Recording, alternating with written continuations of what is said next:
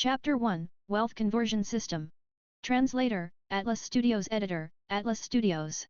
2009. He had returned back in time by 10 years? It took Pei Qian a moment of uneasiness before he accepted the truth with relative calmness. Ever since he graduated in 2013, he had been in 2 industries and changed jobs through multiple companies, meeting with extremely horrendous bosses while enduring the politics of corporate life. In any case, he was nothing but a slave of society. He was naturally ecstatic for something as wonderful as transmigrating to happen to him. Restarting life from 10 years ago, this was something that everyone could only dream of. Completely awake now, Pei Qian flipped and sat on his bed. What should he do next? Right then, a transparent screen appeared before Pei Qian as lines of words began to fill up. Binding of the wealth conversion system in progress. Binding success. Owner, Pei Qian. Please read through the instruction manual of the system. What's going on? Pei Qian was startled and overjoyed. Indeed, there would always be a system after transmigration. His cheat had arrived. Calm down, calm down. These were the usual patterns of how things went, it was nothing to fuss about. Pei Qian composed himself before long and looked at the message on the screen. Wealth Conversion System. Profit/loss conversion ratio, pending. System funds, 50,000. Personal wealth, 443. This was a menu. At the bottom of the menu was a dialog box used to display dynamic information, that must be the instruction manual. Wealth conversion rules. During set periods, the system will provide the owner with a fixed amount of system funds. This fund can only be used for a company's business activities and is not meant to be squandered. A tabulation for settlement will be conducted after a period of time and in accordance to the system's profits/losses, a conversion to the owner's personal wealth would be made based on the set ratio. Special notice, in order to encourage the owner to focus on work, the owner may not pay himself a salary through the company's accounts. Next step, check out the detailed rules. Whoa! This is a sure win system. You're not only providing me with funds, you're even giving me money? A system with a conscience. Instantly, Pei Qian understood the functions of the system. Even though both the system funds and personal wealth aspects referred to money, they were completely different concepts. The 443 of the personal wealth referred to Pei Qian's total amount of money, which amounted to 443 yuan, this was money he could spend freely. As for the 50,000 yuan, those were the system funds. According to the system's rules, that amount of money could only be for business activities such as incorporating a company. After a period of time, be it whether he profits or loses, it will be converted to his personal wealth based on the set ratio and he could spend it as he wishes by then. Exciting! Let's take a look at the detailed rules. Pei Qian continued tapping on the screen. The owner must engage in normal, logical, and legal business activities that require some technical skills. The following are violations of the rules, do take note. Profit category. 1. Large-scale purchasing or manipulating of property prices. 2. Purchasing of cryptocurrency, engaging in Ponzi schemes and illegal crowdfundings or similarly illegal activities. Love. Engaging in speculating and profiteering of stocks and materials or disrupting market forces. Tap here to display the remaining 97 violations. Loss category. 1. Doing charity or gifting of companies to others. 2. Procuring or employing employees, renting office spaces and purchasing of equipment at prices way above market rates. Love. Extreme idleness, abnormally low efficiency rate and long durations of not producing any value. Tap here to display the remaining 97 violations. Additional rule, owner must not reveal or hint at the existence of the system to anyone. The system holds the final decision on the definition of any violations. Next step, randomly generated profit-loss conversion ratio. Such strict rules. Pei Qian checked through the 200 violations and his plans were eliminated one after another. Speculating in property and purchasing of cryptocurrency were all banned by the system. He could engage in normal investments and wealth management, but their annual returns were too little to satisfy him. Through the 200 violations, Pei Qian was not only limited in profit activities, he was also limited for the loss activities. All in all, he was banned from doing anything illegal. Pei Qian continued tapping on the screen to head to the next step. Profit-loss conversion ratio being generated randomly. Profit conversion ratio is at 100:1. Loss conversion ratio is at 1:1. Hold on. This ratio. Pei Qian looked at it carefully, realizing that there seemed to be a bug. Wasn't the loss conversion ratio overly high? If he were to lose all of the system funds, he could convert all of it to his personal wealth. Losing money would be a winning situation for him. I was given such a great conversion ratio through a random generation? Lady Luck must be smiling at me. It's a pity that the profit conversion ratio is a little too low. But oh well, losing money is much easier than earning it. Pei Qian felt as though his luck was off the roofs. Final step, please name your company, click here to enter. Pei Qian contemplated for a moment before filling the space with his thoughts. Tengda Network Technology Co., Ltd. Tengda represented soaring to meteoric rises. That was his wish, for the company to soar to great heights as soon as possible. Tengda Network Technology Co., Limited registration completed. With the final step completed, the words on the screen disappeared and the menu returned to its initial state. Note, if there are unannounced products a week before settlement, the settlement date would be postponed. Postponement date would be determined by the system. Pei Qian pondered over the meaning of the additional notes. He can't have any unannounced products a week before settlement. That made sense. If there wasn't such a rule, he could dump any remaining system funds before the settlement into the development of the new product, causing the system funds to empty out, and that would be a loophole. With this rule, Pei Qian had to push out all his products on hand a week before settlement such that they would be accountable for any profits or losses. This was a step he couldn't avoid anymore. Another loophole closed. But, it doesn't matter. So, what I have to do next is to turn the system funds from 50,000 down to 0 while increasing my personal wealth from 443 to 50,443. I just have to start losing money within the rules, right? That doesn't seem too difficult. Pei Qian was brimming with confidence. Opening a company while creating value and new products in a normal way. As the company's boss, all he had to do was let that normalcy go slightly astray. Wasn't that all there was to it? Of all the companies created, there were only few which had succeeded while everyone else failed. It's clear which was the easiest path to go about. Chapter 2, I Want to Lose Everything. Translator, Atlas Studios Editor, Atlas Studios. So, the question now is which field I should enter. After pondering about it, Pei Qian decided that he should first get to know the situation of this world. Opening his laptop, he ran a search on Qiandu's search engine and began looking up recent news, particularly those on technology. There's some differences, albeit small ones. Pei Qian had a rough idea of things. Similar to his previous world, the trend still revolved around the internet, technology, games, and cultural industries. Pei Qian could choose to enter any industry, that was something the system had no restrictions on. However, in order to create value and not violate the system's rules, Pei Qian had to employ relevant professionals while starting the company. Towards industries that he wasn't familiar with, Pei Qian had no confidence in navigating things. What if the professionals he employed were really incredible and ended up making the project a success? After much contemplation, Pei Qian decided on the games industry. Even though Pei Qian hadn't been in the games industry personally, he had played tons of games. With such an influence, he had a rough understanding of the industry. Compared to the other industries, he felt more confident in his ability to navigate through the games industry. By changing some of the gameplay slightly, he could create a game that could fail. That was a huge advantage he had. Besides, it was easy to burn money in the games industry. For physical industries, he could still sell the fixed assets to recoup and that wouldn't be a total loss. However, in the games industry, the losses would be thorough and result in worthless codes. With his memories of the world 10 years later, as long as he intentionally avoided creating profit-making games, wouldn't he be done? Step 1, make the game. Step 2, lose money and have the system funds converted to his personal wealth entirely. Step 3, spend to his heart's content. Ah, that's how perfect things are going to be. Pei Qian felt that he was an absolute genius. After deciding on his direction, Pei Qian looked up the official site of the Bureau of Commerce and downloaded his company's management profile by logging in successfully with his ID card number and an initial password. There was a company registered under his name, Tengda Network Technology Co., Limited, and there was 50,000 yuan worth of funds. This must have been registered for him using the system's black technology. In the aspect of entrepreneurship, there's a huge difference between Pei Qian's previous life and this parallel world of simplified difficulty. In order to encourage more citizens to start their own businesses, there was a low barrier of entry to creating companies and most of the procedures were intelligentized and could be completed online and at the client's end. This was extremely helpful for entrepreneurs and was even Pei Qian's previous world that was 10 years ahead could not match up in this aspect. There were other similar changes. For example, thanks to the rapid advancement in telecommunications and cloud technology, many industries gathered their networks and resources, and that raised the efficiency of working online.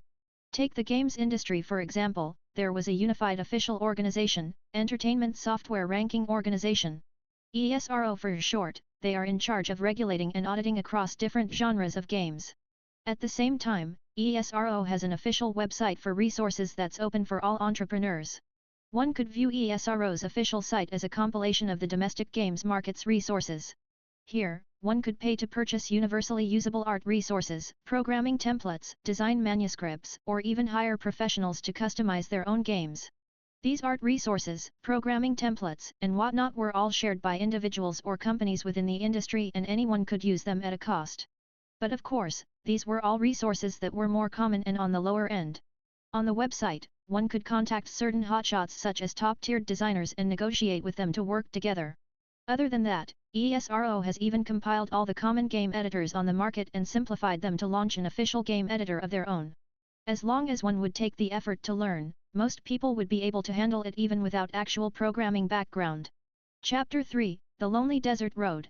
Translator, Atlas Studios Editor, Atlas Studios. The current ecosystem in the games industry was similar to 2009 in Pei Qian's previous life. For example, the hottest internet games had gone from World of Warcraft to Fantasy World, CS to Counter-Strike, Dota to Gods Rising. They may seem different on the surface, but their gameplays were about the same. There was a clear improvement for mobile games, probably owing to the faster hardware development here compared to his previous life. For example, in Pei Qian's previous life, mobile card games only started gaining traction in 2012 thanks to the smartphone trend. However, due to the earlier development of smartphones in this world in 2008, similar games have already appeared since then and the game genre have already matured by now. If that's the case, the situation's rather optimistic. All I have to do is to spend the 50,000 yuan completely on the website to purchase templates and art resources. I'll then create a game that nobody wants to play and can't sell out. 2 weeks later, this will count as a loss. Perfect. Decided, Pei Qian started searching for templates that he wanted on the website. Driving Simulator Basic Template 20,000 yuan with a complimentary drawing of a car's exterior and interiors. Background Template, Desert Road Template 15,000 yuan. If I want the environment to change accordingly, I'll need another 8,000 yuan. That adds up to 23,000. A little expensive, but that's exactly how I want it to be. I've still got some money left over. Radio music. Choose 30 out of 100 songs or allow it to play randomly from the system's song library. 6,000. 1,000 yuan left, I'll get a simple ranking function then. Can't afford anything else anyways. After contemplating, Pei Qian placed the orders furiously on the website and wiped his 50,000 yuan clean. In truth, these resources were not expensive. Inserted into the game editor, the driving simulator template would be able to create the basic functions of a driving simulator game. Accelerating, braking, turning, and crashing etc., they were all complete. As for the desert road background, the game editor supports editing of its distance that causes the desert background to appear with random changes as well. Coupled with the environmental change function, there's sunsets, sunrises, and sandstorms alongside other changes.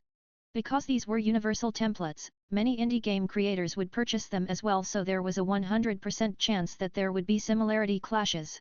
In order to not have clashes, some creators would customize some art resources to create variations. Naturally, that translates to an increase in investment costs. However, that wasn't something Pei Qian was concerned about. Clash? Go on. I'm here to lose money anyways. If gamers choose not to play this game because of clashes, I couldn't be happier. Pei Qian began to create his game. Even though his aim was to lose money, the game had to be good enough to pass through ESRO's vetting approval before it can be sold successfully. If it's a half-finished product because of functional deficiencies and failed ESRO's vet, the system may judge it as Pei Qian's violation of the rules. As such, no matter how messed up the game is, it has to be functional. After inserting the basic and background template into the game editor, the framework of the game was done. Upon entering the game, players would be able to start driving on a desert road. However, the purchased resources must not be wasted. Pei Qian added a radio function to the cars such that players were able to turn on the radio while driving to listen to music. They were all simple or old and classic tunes, the trending songs couldn't be purchased so cheaply. Thereafter came a crucial problem. What should be the core gameplay of this game? Pei Qian had no idea at all. Should it be a racing game? Nah, no way. He had no money for that. All he could afford was a basic template with an image of a car and a background. As for those complex racing tracks and flashy cars along with the algorithms for competitive racing, he couldn't afford them. How could he create those gameplays if he couldn't afford it? Slapping his head, Pei Qian got it. The core gameplay of the game was simple, to just drive. One would complete the game just by driving from the start to end point. However, that alone wouldn't work. Since everything was compiled together with universal resources and there wasn't any innovative breakthroughs in gameplay, he wouldn't be able to make it through the vetting process. He had to make some changes to ensure that the game got through the vet. Yet, the changes mustn't be too spectacular, he still had to ensure that no one would want to play the game such that it would lose money. Pei Qian pondered over it and decided to extend the desert road's background indefinitely, and extend the gameplay to 8 hours. That's right. The players would have to drive for 8 hours before they could reach the end point. Also, there would be a turn every now and then along the way. That would make it impossible for the players to pass the game by pressing just a single button. That way, he should be able to pass the vetting process since the gameplay differed from the existing driving simulators in the market. Besides, with such a messed up gameplay, wouldn't he just be lambasted by the gamers? There's no way this game would earn money. Pei Qian was overjoyed and lamented over what a genius he was. Finally, he created an endgame interface with an extremely simplistic method that merely displayed a single line of words, "Congratulations for wasting 8 precious hours of your life." Even if someone were to complete the game, Pei Qian had to ensure that they would be so pissed that they wouldn't want to play any games from his company ever again. In order to not waste the ranking function he bought, he created a time wasters ranking to tabulate the number of completions as well as effective game time of every player. This was a useless ranking system which purely exists because money was spent on it. Before long, he was done with it. All of the functions were considered basic functions of the game editor and required simple drags and changing of parameters to execute. Basically, anyone with hands could do it. It took Pei Qian less than 2 hours to complete the self-learning of the game editor, purchasing of resources and creation of the game. This retarded game is definitely going to lose me some money. After he was done with creating the game, Pei Qian tested it on his laptop. After 5 minutes, he exited the game and was close to barfing. The only thing he did was drive, and drive. It was bloody boring. Satisfied, Pei Qian published the game right away. Game title: The Lonely Desert Road. Game summary: driving for a couple of hours on a lonely desert road will bring you some realizations about life. When he wrote the summary, Pei Qian was conflicted. Should he brag about it?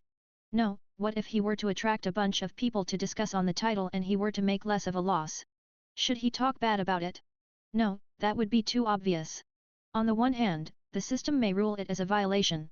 On the other hand, gamers might see it as reverse psychology. What if they were more tempted to play the more he talked bad about it? Therefore, he decided on writing a summary so honest that gamers should not feel the slightest bit of interest just by reading it. Next up, it was to set the price. Pei Qian decided on a sale price of 1 yuan. He did not want to set it too high lest some brain-dead idiots really decided to buy it, he would then be losing less money. By setting the price low enough, Pei Qian was ensuring that it wouldn't affect his loss even if a few dozen gamers were to buy it. After settling everything, Pei Qian uploaded the game. Once it passes the vetting process, it would automatically be published on the official games platform. The entire process would usually take between a couple of hours to a couple of days. The platform uses an automated recommendation system. New games of the same batches are recommended according to tracking of background data changes, and unless there is intentional manipulation of rankings, admins wouldn't interfere in it. Pei Qian was completely unworried. Such a trashy game was bound to disappear from site soon after it gets published. Once the 2 weeks deadline is up, the 50,000 yuan would be his. Amazing! Closing his laptop, Pei Qian was relaxed as blissfulness spilled from his heart. Chapter 4, Searching for a Trashy Game. Translator, Atlas Studios Editor, Atlas Studios. That noon, his schoolmates returned one after another. One of them waved a plastic bag in his hands containing food he bought from the canteen. Pei Qian recognized him to be his former incarnation's dorm mate, Ma Yang. His huge, long face left a deep impression. "Brother Qian, you've really got guts to skip class. But you really lucked out, the vice president didn't take attendance." Ma Yang looked at Pei Qian with a "what kind of godly luck is that" expression. The other roommates started turning on their laptops. "No classes in the afternoon. Anyone up for games?" "I'm on." "Hurry." Ma Yang, Where are you? Hold on, I'm not done eating yet. Hurry up, you slowpoke. Someone go get more people from the other dormitories. The other people in the dormitory had already turned on their laptops and propped up small, makeshift tables on their beds. Those were the dreary conditions of a school dormitory, such that there wasn't even a dedicated table for every bunk bed and they could only play games while sitting cross-legged. Pei Qian had always suspected that his back problems may have stemmed from this period of time. In order to obtain the best gaming experience, even if they had their own laptops and it was convenient to organize gaming sessions within dormitories, many students would prefer to head to internet cafes. Ma Yang was holding on to his stainless steel bowl that contained a plastic bag with food inside. Wolfing down a few bites hurriedly, he threw the entire plastic bag into the trash bin. The reason why everyone bought food from the canteen was because they had class that afternoon. If they had no class, everyone would be lying in their beds like corpses. If someone finally decides to head to the canteen, the rest would ask to get carried. But of course, takeaways appeared later on. However, they didn't have any takeaway apps at that time and would order through making phone calls. Some of the poorer students would do it as a part-time job to earn some side income. Ma Yang dashed outside and yelled. Before long, the game room was filled. Pei Qian looked at the screen on the computer. It was a 5v5 multiplayer online battle arena, MOBA, called Gods Rising. Its gameplay was similar to Dota and was just packaged differently. In terms of timeline, League of Legends also started gaining popularity from 2011. Even though it existed in 2009, it was extremely poorly made. Besides, that was based on Pei Qian's previous knowledge. Given the current changes of this world, there was no guarantee that League of Legends would be created. During this period of time, MMORPGs still dominated internet cafes and the hottest game was Fantasy World. Even though games such as Gods Rising were hot as well, they were more popular within dormitories as they weren't considered to be pure online games. While they were played in internet cafes and there were player vs player, PvP, games, they could not match up to MMORPGs. Brother Qian, why do you seem like you're so dazed today? You didn't sleep well. Ma Yang was puzzled at Pei Qian's state. We're short of one. Are you coming? Pei Qian shook his head. Nah, go look for someone else. Alright, I'll get old Wang from next door then. Ma Yang did not ask further. Before long, the two side-by-side dorms started booming. The mid laner's missing. Be careful. F***ck. How did he kill me? Ha ha ha. It was a three-man gank and they still got killed. Noobs. Pei Qian stood behind Ma Yang looking at his cursor fly around the screen while he worked the keyboard with his left hand. The rapid clicking sounds of the keyboard displayed Ma Yang's expertness. He then took a look at the scoreboard. It was 10 minutes in and the score was at 10-9. Ma Yang's kill death, KD, was at 0-0. His roommates were getting flustered while he was missing last hits under the tower. Pei Qian could not help but lament over how wonderful it was for everyone to be young back in 2009 and to be able to experience the joy of games. Ever since he had started working, he had bought tons of great games. However, they were all left to collect dust as he forgot all about them. Working life was extremely tiring and the only thing he wanted to do after ending work was to lie down on the couch to scroll through websites or watch live streams. In fact, he was too lazy to play mobile games, let alone games that require such mechanical skills. Thankfully, things were different now. As long as he were to lose the system funds completely, he would be earning money effortlessly. He could then lead a happy life as a bum. Pei Qian laid on his bed and thought merrily about his future. So, how should he spend this first sum of 50,000 yuan? Perhaps he should get himself a high-end computer first? Next up, he'll rent a house and continue his life as a bum shamelessly. Foo foo foo foo. Pei Qian could not help but snicker. So, that concludes this week's Trash Games Diss. If you daddies enjoyed this week's episode, please remember to like, share and subscribe. In a certain rental home in Beijing, a fat young man with thick eyebrows and huge, dispirited eyes sat before his computer recording videos listlessly. This was Qiao Yang, a famous upmaster one on Potato Web's games section who goes by the nickname Teacher Qiao. His fans also endearingly called him Godfather of the Games channel because each time he ended his videos, he would call out Daddy. As a professional upmaster, Qiao Yang was a little popular and had quite a number of fans. However, this was 2009 at the end of the day. Given the current ecosystem, his income was still basically unstable. If he received good sponsored partnerships, he would be revived momentarily and could enjoy a good meal at a restaurant. If not, he might have to survive with just plain soup and noodles, going on a diet by starving. Xiao Liang had tried going about different directions, but his Trash Games Dis segment was still the most well-received and had the most views, attracting a bunch of game-loving fans. Xiao Liang had another segment called New Recommended Games of the Month that was meant for sponsored partnerships. After all, he got popular through a segment called Trash Games Dis. However, there was no way any games merchants who wanted to work with him for sponsored posts would dare publish anything through that segment. As such, Xiao Liang created New Recommended Games of the Month just for sponsored partnerships. It's just that compared to Trash Games Dis, there were way too little followers. After he finished recording the latest episode of Trash Games Dis, Xiao Liang did not publish it for a long time. He felt that it lacked something. Yes, that's right, it lacked soul. The games mentioned this time round seemed to have nothing special other than being plain trash. Even after preparing his synopsis, materials, voiceover and recording the entire process diligently, Xiao Liang felt that while the episode was watchable, there was no sensationalism to it. The games were so trashy that they did not have a talking point. That bothered Xiao Liang terribly. After all, he was banking on this to make a living. If his viewership does not go up, it would be difficult for him to receive better sponsored partnerships.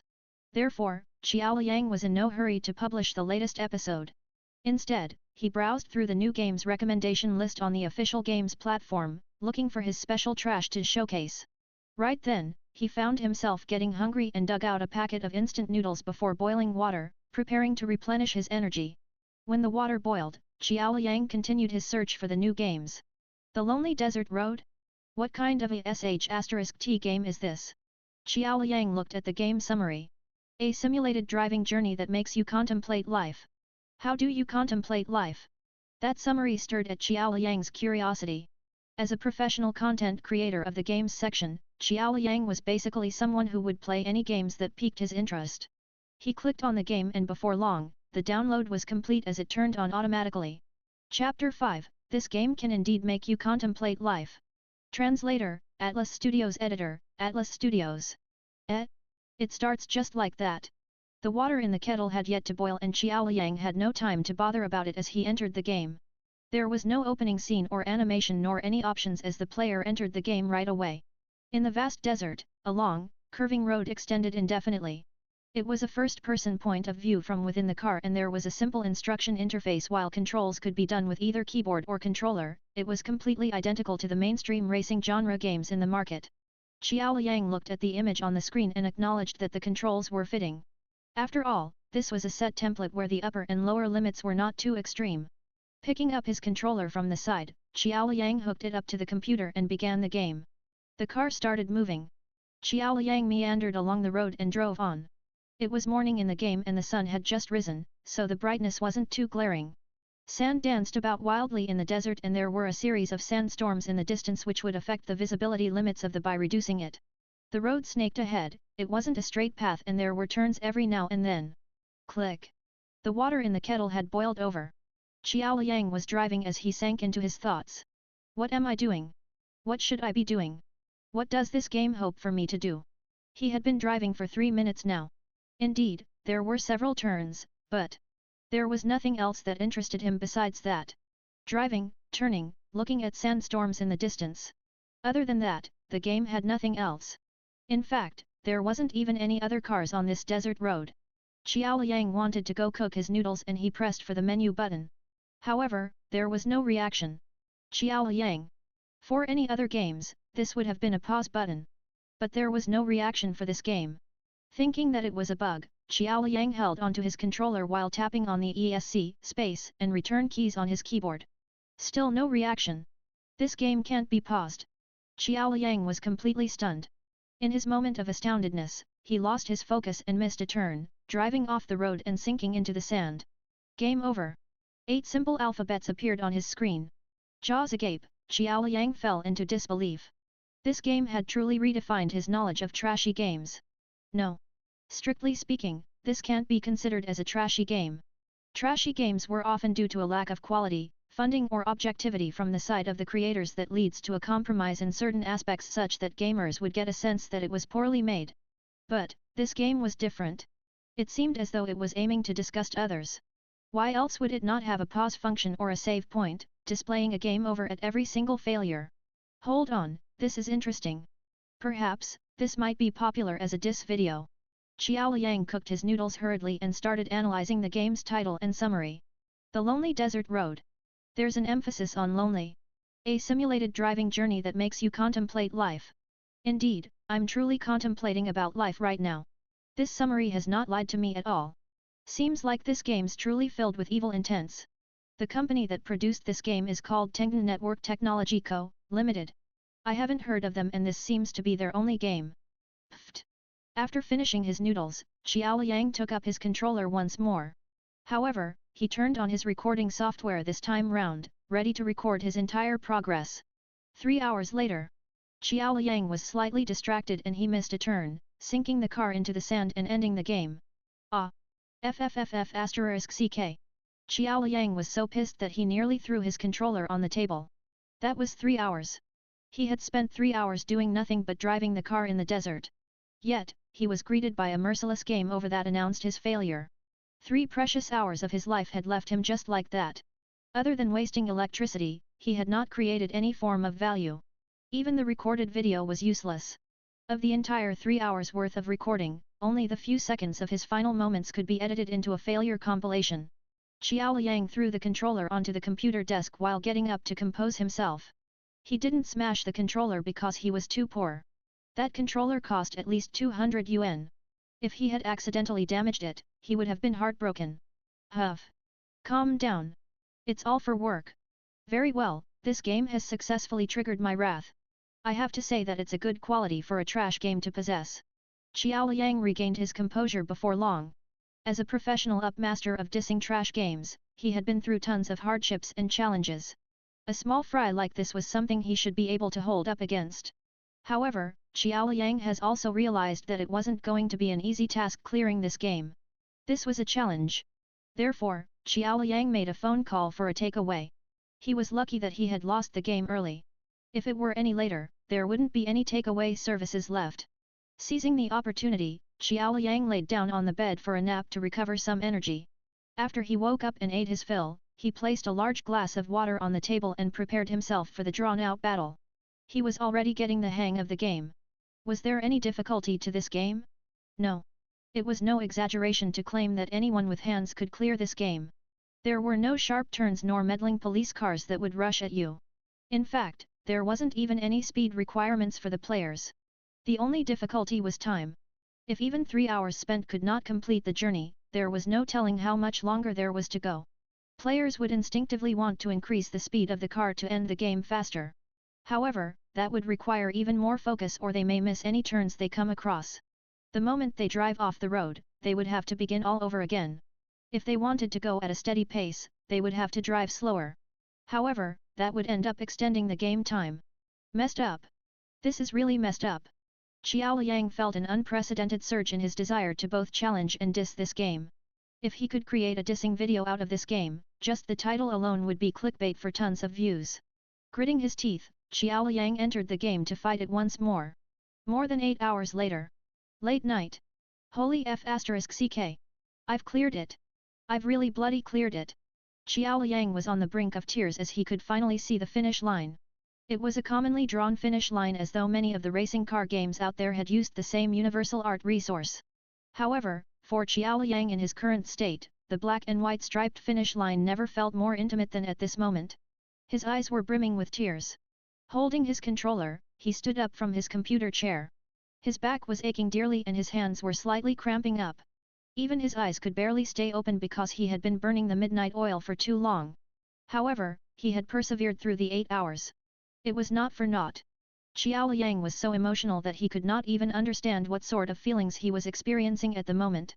At the moment the car crossed the finish line, he felt as though he was possessed by the god of cars.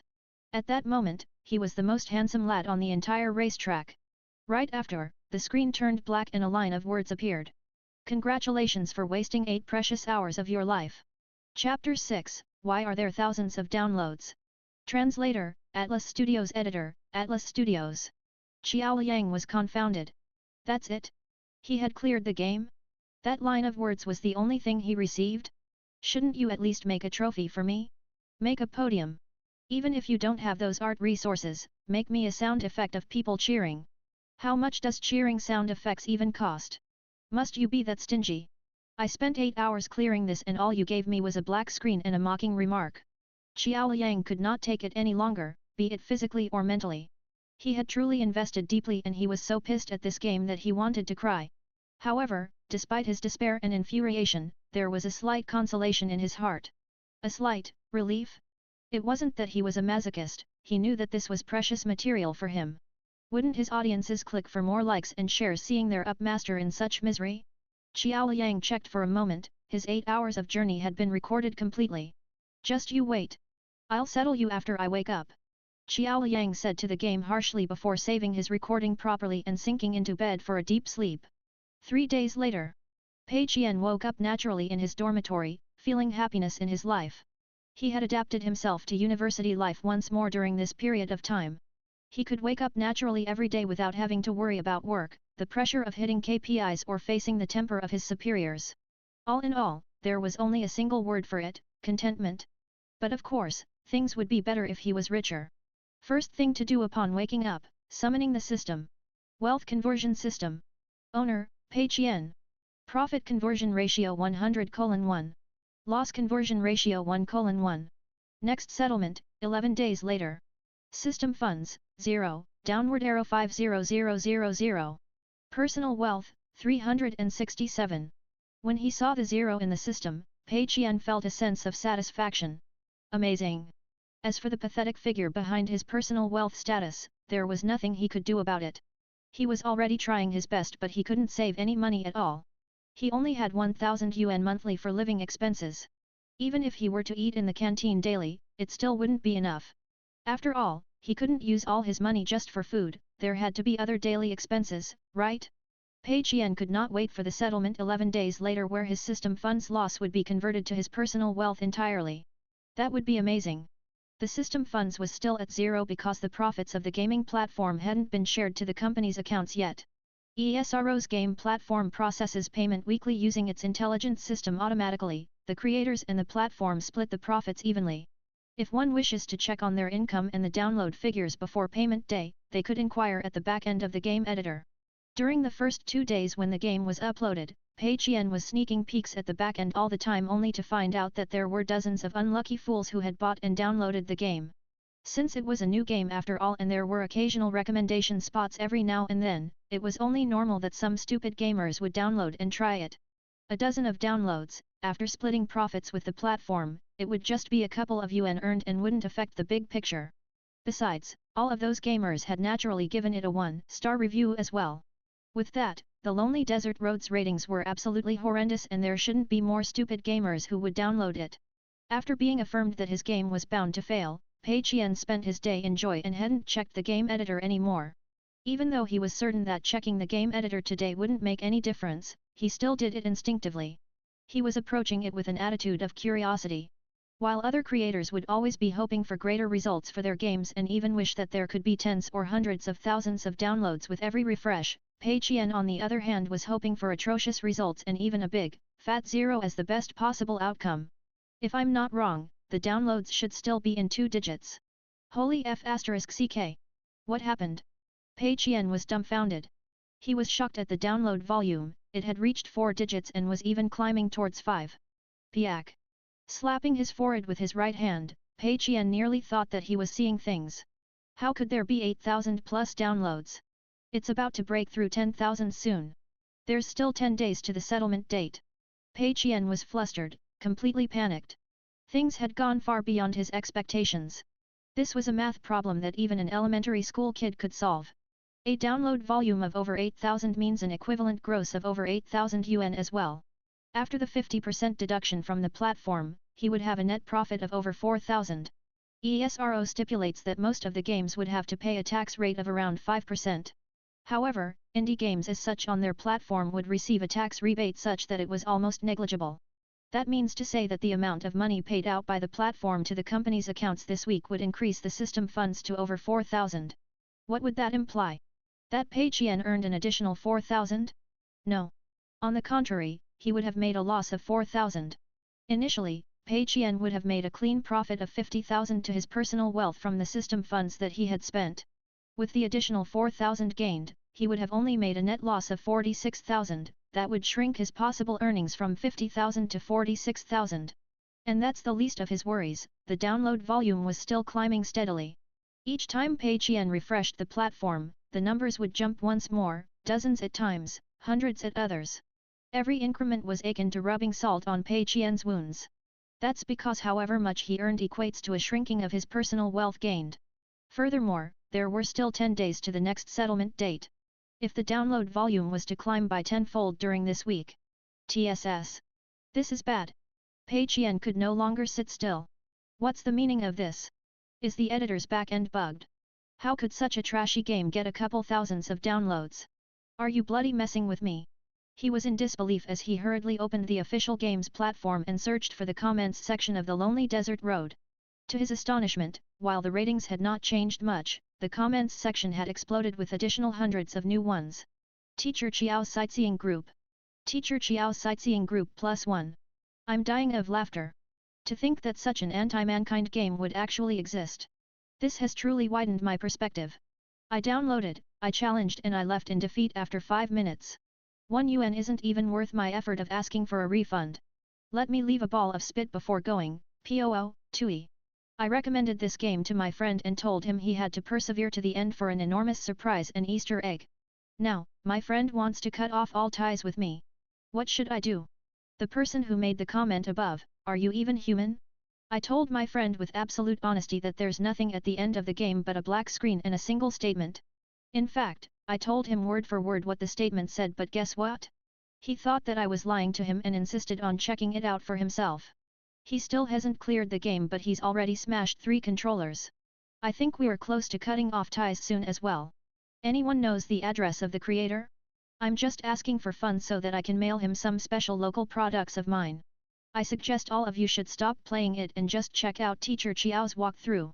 He recorded the entire 8 hours. Phew, I'm telling you, this game can truly invoke some realizations about how.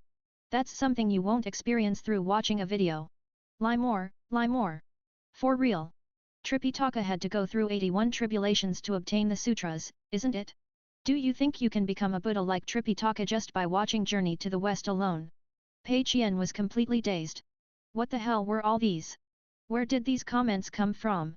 Teacher Chiao's sightseeing group? Could some big V1 have taken a liking to him? Absolutely befuddled, Pei Qian ran a search for Teacher Chiao online. Before long, he found Teacher Chiao's personal page on Potato Web and discovered a video that was posted a day earlier. Trash Games Dis Episode 64, I spent 8 hours continuously just to clear a trashy game, only to find. The number of views had already broken through 200,000. Pei Qian was speechless. He seemed to have found the culprit. Chapter 7, The Culprit is Found. Translator, Atlas Studios Editor, Atlas Studios. Pei Qian opened the video. Speaking with a dialect in his draggy and hoarsely unique voice, Teacher Chiao left a deep impression for Pei Qian. My dear daddies, greetings. I'm the same old godfather of games you guys know me as, Teacher Chiao.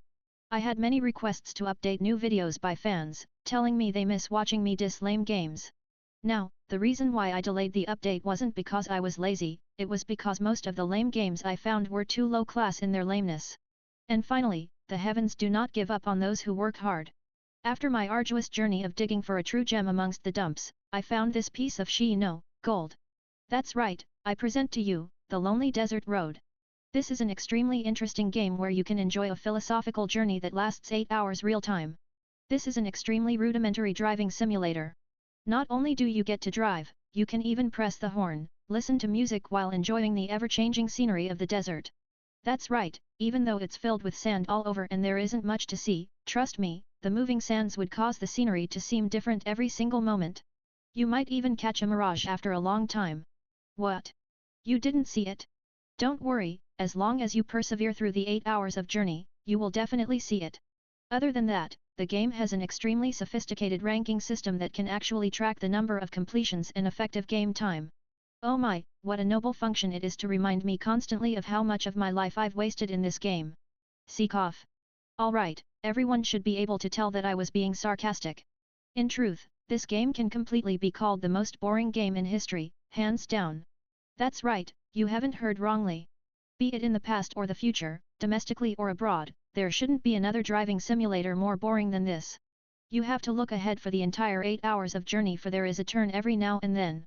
If you miss the turn, I'm sorry, you failed and you'll have to start the game from scratch. Don't ask me why there's no pause or saving available. That's because this game has no pause function at all. The only enjoyment you derive from this game would be by pressing the horn and listening to music. However, the problem is that not only can you not listen to music that you want to, you can't even change the radio channel. All you can listen to are some unknown, niche or antique tunes. Not only that, you can't even skip the songs you don't like. And the most shocking revelation came at the end, where it actually mocked me with a single statement: "Congratulations for wasting 8 precious hours of your life." That's right. This is truly a game that has one contemplating life. That's what it did for me. It had me realize how important my time was and how games were such a waste of time. If I could grade this game in terms of its boringness out of 10, it would get a full 100. But of course, even a game as such isn't perfect. As the first hardcore mode player who cleared this game, you can verify it through the rankings. I strongly suggest the game to add the following features. Firstly, why end the game after the car reaches the endpoint? I highly suggest that the car can make a U-turn upon reaching the endpoint and drive back to the start point. That would be a logical way of inventing an endless mode. Can anyone truly claim to have conquered a game like this without going for a full 10 loops or so? Other than that, I highly suggest adding a multiplayer function where other players can enter the room and sit in the car to enjoy the scenery or chat with the driver. I hope that the creator of the game can take my advice and update the current version of the game. That would ensure that it's a huge hit. Now, that concludes the end of this week's dissing. The next 8 hours would be the full recording of the gameplay. Anyone who's that bored can feel free to watch the entire journey without fast forwarding. Trust me, after that, you will definitely gain some realizations about life too. Pei Qian scrolled ahead of the video and discovered that Teacher Qiao had truly recorded his entire 8 hours of gameplay. The comments section was practically exploding with enthusiastic fans. I've truly watched the full 8 hours without fast forwarding. Now, I feel as though I'm starting to contemplate the meaning of life. Teacher Qiao has made such a huge sacrifice. He's practically living on the edge for this. Teacher Qiao, please stop. Your hairline can't take this anymore. Do people have to risk their lives to create a video these days? I've already downloaded it. I'm sure I can find the meaning of life within the desert. The guy who made the previous comment, count me in. The game's full name is called The Lonely Desert Road. You can find it on the official games platform. Don't rush to thank me, I'm just a Samaritan. Count me in +1. Sightseeing group, let's go. Pei Qian was completely stumped as he looked at the comments left behind.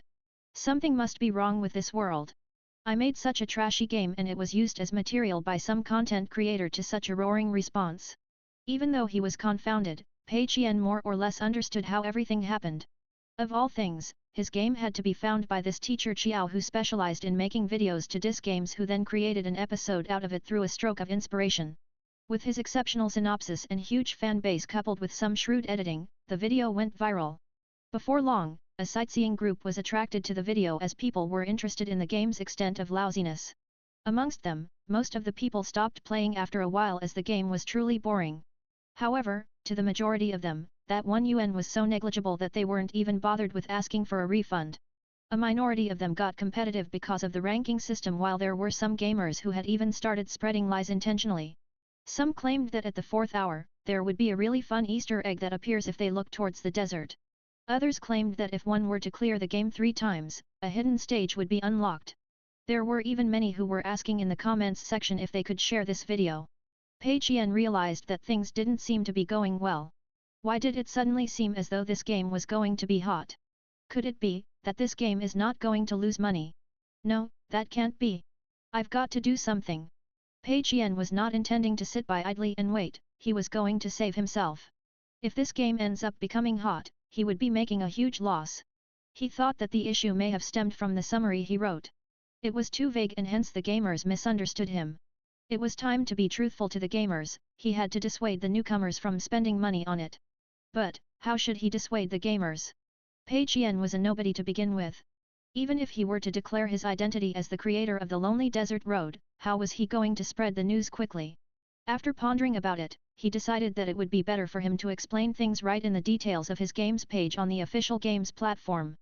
That way, the gamers who enter to download the game would be able to read his message directly, and that would be the best method of dissuasion. At that thought, Pei Qian opened the backend and started editing the game's summary. My sincere apologies. I'm sorry, this is truly an extremely and downright trashy game. It's boring to the max and isn't worth playing at all. Please stop playing it. Gamers who bought it, please seize the chance to ask for a refund. Thank you. Pei Qian changed the summary and waited. In the end, even after an hour passed, the hourly download volume of the game did not show any signs of dropping. Not only that, there were some new comments. The summary of the game changed. Did the creator of the game undergo some trauma? On account of you saying sorry, I forgive you. However, it's too cumbersome to ask for a refund of a mere 1 yuan. Take it that I'm treating you to ice cream, creator. This creator's making me burst with laughter. Do you really think we don't know that it's a trash game? It's precisely because it's trash that we're playing it. This creator really knows his own worth. On account of your honesty, I'll tip you with an additional 5 yuan. I'll send this game to my friend as a gift. Pei Qian was almost on the brink of tears upon reading the comments. What must I say in the summary to persuade you guys to ask for a refund? Pei Qian had finally realized that setting the sale price at 1 yuan was a huge mistake. It was so cheap that people who bought it weren't even bothered with going through the refund process. However, the main point was that Pei Qian didn't dare to set it too high as well. This was an indie game after all. If he had set it at 100 yuan, not only would it be difficult to get through ESRO's vetting process, the system would definitely warn him for it too. Pei Qian was despondent as he looked at the popularity of the game soar rapidly. He could barely take it anymore. Monday. Brother Qian, you're skipping this afternoon's classes again. Ma Yang had already packed his stuff. He asked puzzledly as he looked at Pei Qian, who was clearly awake but lying on his bed and contemplating about life with widened eyes like a dead fish. Pei Qian waved it off. He didn't even have the strength to reply. You're really something. Ma Yang left with his books. This was year 1 after all. Most students would only cultivate the habit of skipping classes and sleeping till noon by the time they were in year 2 or 3. Pei Qian was someone who had transmigrated from 10 years in the future after all, and he knew that skipping these classes meant nothing to him. At the end of the day, he wasn't in a course like medicine or law where missing a single class could possibly lead to a failure. For a normal humanities major like his, even if he skipped classes completely, he could still cram his way to a pass at the last minute. Besides, Pei Qian was in no mood to attend classes at all. When he refreshed the back end of the game editor daily and saw the leaping figures, he would start to contemplate more about life. After lying on his bed like a corpse for a full 30 minutes, Pei Qian found the courage to summon the system. After Sunday's settlement, the profits from the game's platform should have been transferred to his company accounts early that morning. By now, the system funds should have been refreshed as well. Dreaded, Pei Qian looked at the line of numbers on the screen of the system. Wealth Conversion System. Owner, Pei Qian. Profit Conversion Ratio 100:1. Loss Conversion Ratio 1:1. Next settlement, 7 days later. System funds, 51,394.5, upward arrow 1394.5. Personal wealth, 367. Oh. He closed the interface of the system, feeling as though he was about to die. He could truly take this no more. In truth, Pei Qian had mentally prepared himself slightly before looking at the figures. After all, he could have a rough estimate of how much money the game made based on the number of downloads. After Teacher Qiao's episode was published, the game's downloads was increasing daily. Teacher Qiao's video was shared widely by many marketing accounts, and there were other content creators who hopped aboard the bandwagon hoping to get a piece of the Lonely Desert Road's hype. The moment it started getting viral and people were sharing it, it was almost impossible to stop the hype train. Pei Qian could only watch helplessly as the game's daily downloads went from dozens to hundreds to thousands. The rapid surge in the downloads numbers caused the game to get a better recommendation spot under indie, driving simulator, and racing games genres as well. Each time Pei Qian turned on the system's back end, he would receive notifications. Congratulations! Your game, The Lonely Desert Road, has been awarded with XXX recommendations. Please try not to update the game's version within this week so as to prevent any unknown bugs from affecting the game experience. Pei Qian was already indifferent towards seeing the notification. By now, he was dead inside. There was another week to go and the system funds has already broken through 50,000 yuan. That means to say that the money earned would be converted to his personal wealth under the 100:1 ratio come settlement. 1,000 yuan would be able to get him 10 yuan? Pei Qian looked at the figures shown and was utterly exasperated. A week later. Dormitory. Ridiculous. How in the world did such a lame game get popular? Get the hell out of my computer. Someone on the rankings actually spent over 40 hours on this game, is he nuts? Ma Yang was playing the Lonely Desert Road on the upper bunk bed. He quit in less than 5 minutes and he was bewildered as to how such a game got popular. Pei Qian on the other hand was shivering on the lower bunk. Hey, brother Qian! Have you played that extremely popular lame game? That's something Desert Road. Ma Yang poked his head down and asked. No. It was the truth, Pei Qian had truly not played the game. It was because he knew all too well that the game was created to disgust people. How could he play it? Ma Yang slapped his own thigh. What a scam! I wonder which wicked as asterisk hole created a game as such. What a rotten person! Pei Qian! I truly didn't expect you guys to play. Can I be blamed that all of you insist on playing it? Pei Qian had not imagined that the game's popularity would reach the school and even his own dormitory. In the span of a single week, through the mass sharing of content creators and games media outlets, the Lonely Desert Road had turned so popular that Pei Qian was questioning life itself. He was extremely relieved that streaming platforms were not as popular in 2009 just yet as it was still in a growing phase. At the moment, the only player that monopolized the market was Weiwei streaming platform that only had a mere hundreds of thousands of users. If live streaming was as popular as it was 10 years in the future, Pei Qian could not imagine how things would have been like. It was Monday, profit distribution day of the game's platform as well as the system's settlement date. For Pei Qian, it should have been a day he had been waiting for. Yet, it now meant nothing and he even felt like crying. That 50,000 yuan that was initially meant to be his was now gone. However, whatever will be, will be. Pei Qian did not summon the system. However, the interface appeared before him automatically, probably because it was settlement date. Wealth conversion system. Owner, Pei Qian. Profit conversion ratio 100:1. Loss conversion ratio 1:1. Settlement starting. System funds, 125,463.5, upward arrow 75463.5. Personal wealth, 153. Settlement in progress. Conversion in progress. System funds, 125,463.5. Personal wealth, 907.6, upward arrow 754.6. When he saw the two figures, Pei Qian fell back to his bed like a dead fish, lying as though he had lost all his dreams. Within 2 weeks, the game had sold more than 200,000 copies. This might have been a dreamlike start for other game creators, bragging rights for their entire life. Yet, it was nothing short of a nightmare for Pei Qian. New messages were still appearing on the screen. Next settlement, 30 days later. System funds will be topped up. Target amount, 300,000. Topping up 174,536.5. System funds topping up completed. System funds, 300,000. Personal wealth, 907.6. When he saw those figures, Pei Qian lost all his hopes completely and was no different from a dead man. Rubbing salt to his wounds. Making things worse. Pei Qian was already devastated enough when the 70,000 yuan became 700 yuan post-settlement. However, he consoled himself that he could invest the excess money he earned into the next round and he could then make even greater losses. Yet, Pei Qian discovered that the system funds seemed to have a fixed value after each settlement. Any value lower than that would get topped up by the system. The first time round, the lowest value for the system funds was at 50,000. The second round was at 300,000. That means to say that if Pei Qian's current system funds was less than 300,000, be it whether it was 10,000 or 290,000, it would get topped up to 300,000.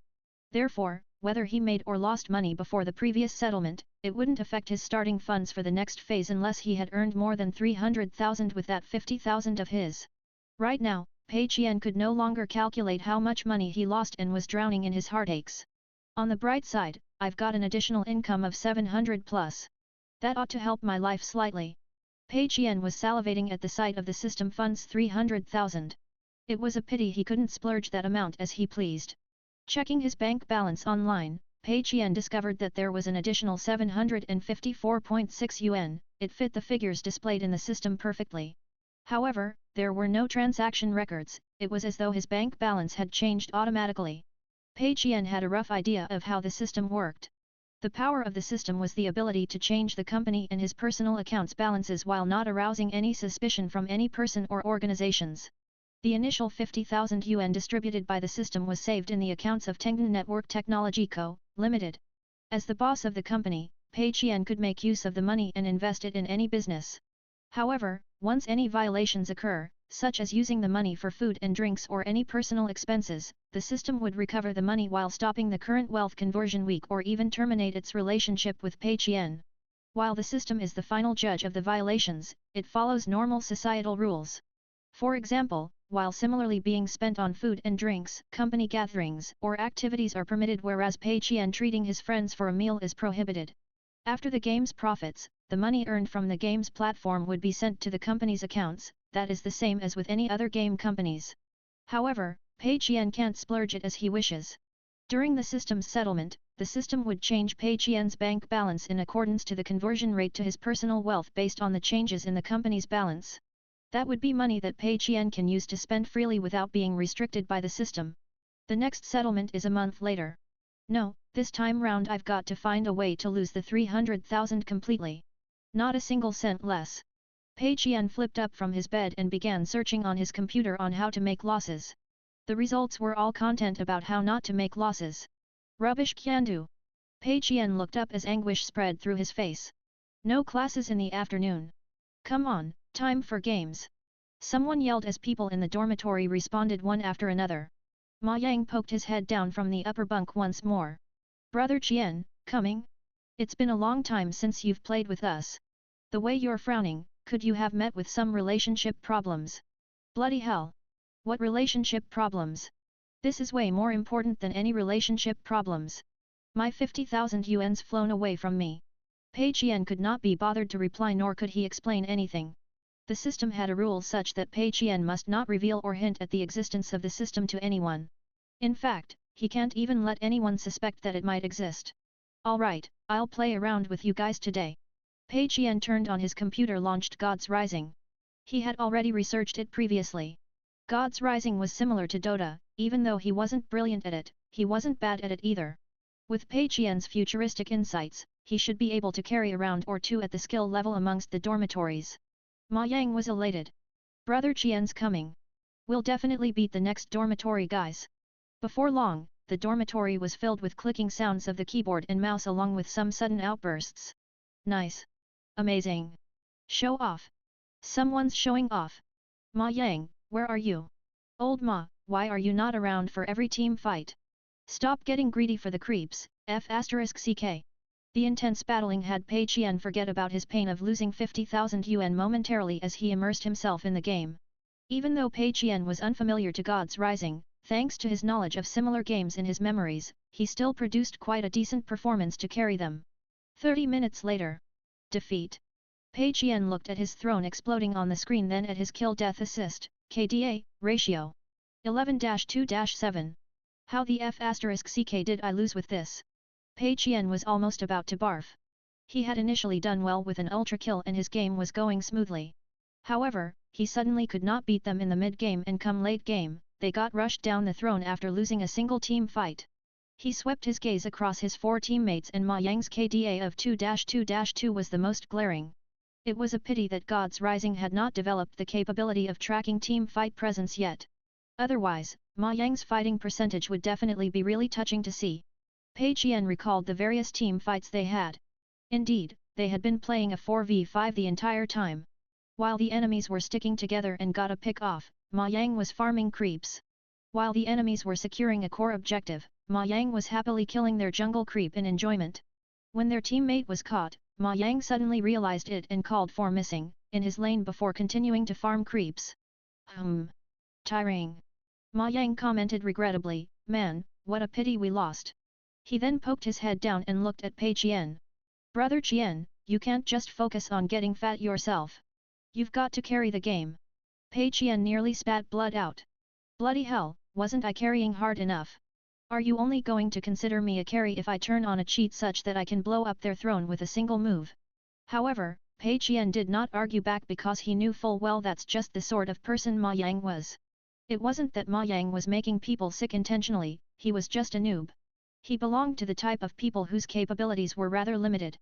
Pei Qian recalled that in year 4, Ma Yang had joined all sorts of clubs enthusiastically while running errands for the teachers. When it came to classes, he was always attentive and didn't miss any as well. However, came graduation, not only did Ma Yang not get any good benefits, he couldn't secure a good job either. In the end, he went home and started a job that his parents had found for him. Of course, everyone had their own ambitions and that wasn't exactly a bad choice Ma Yang made either. But, it definitely wasn't a good choice.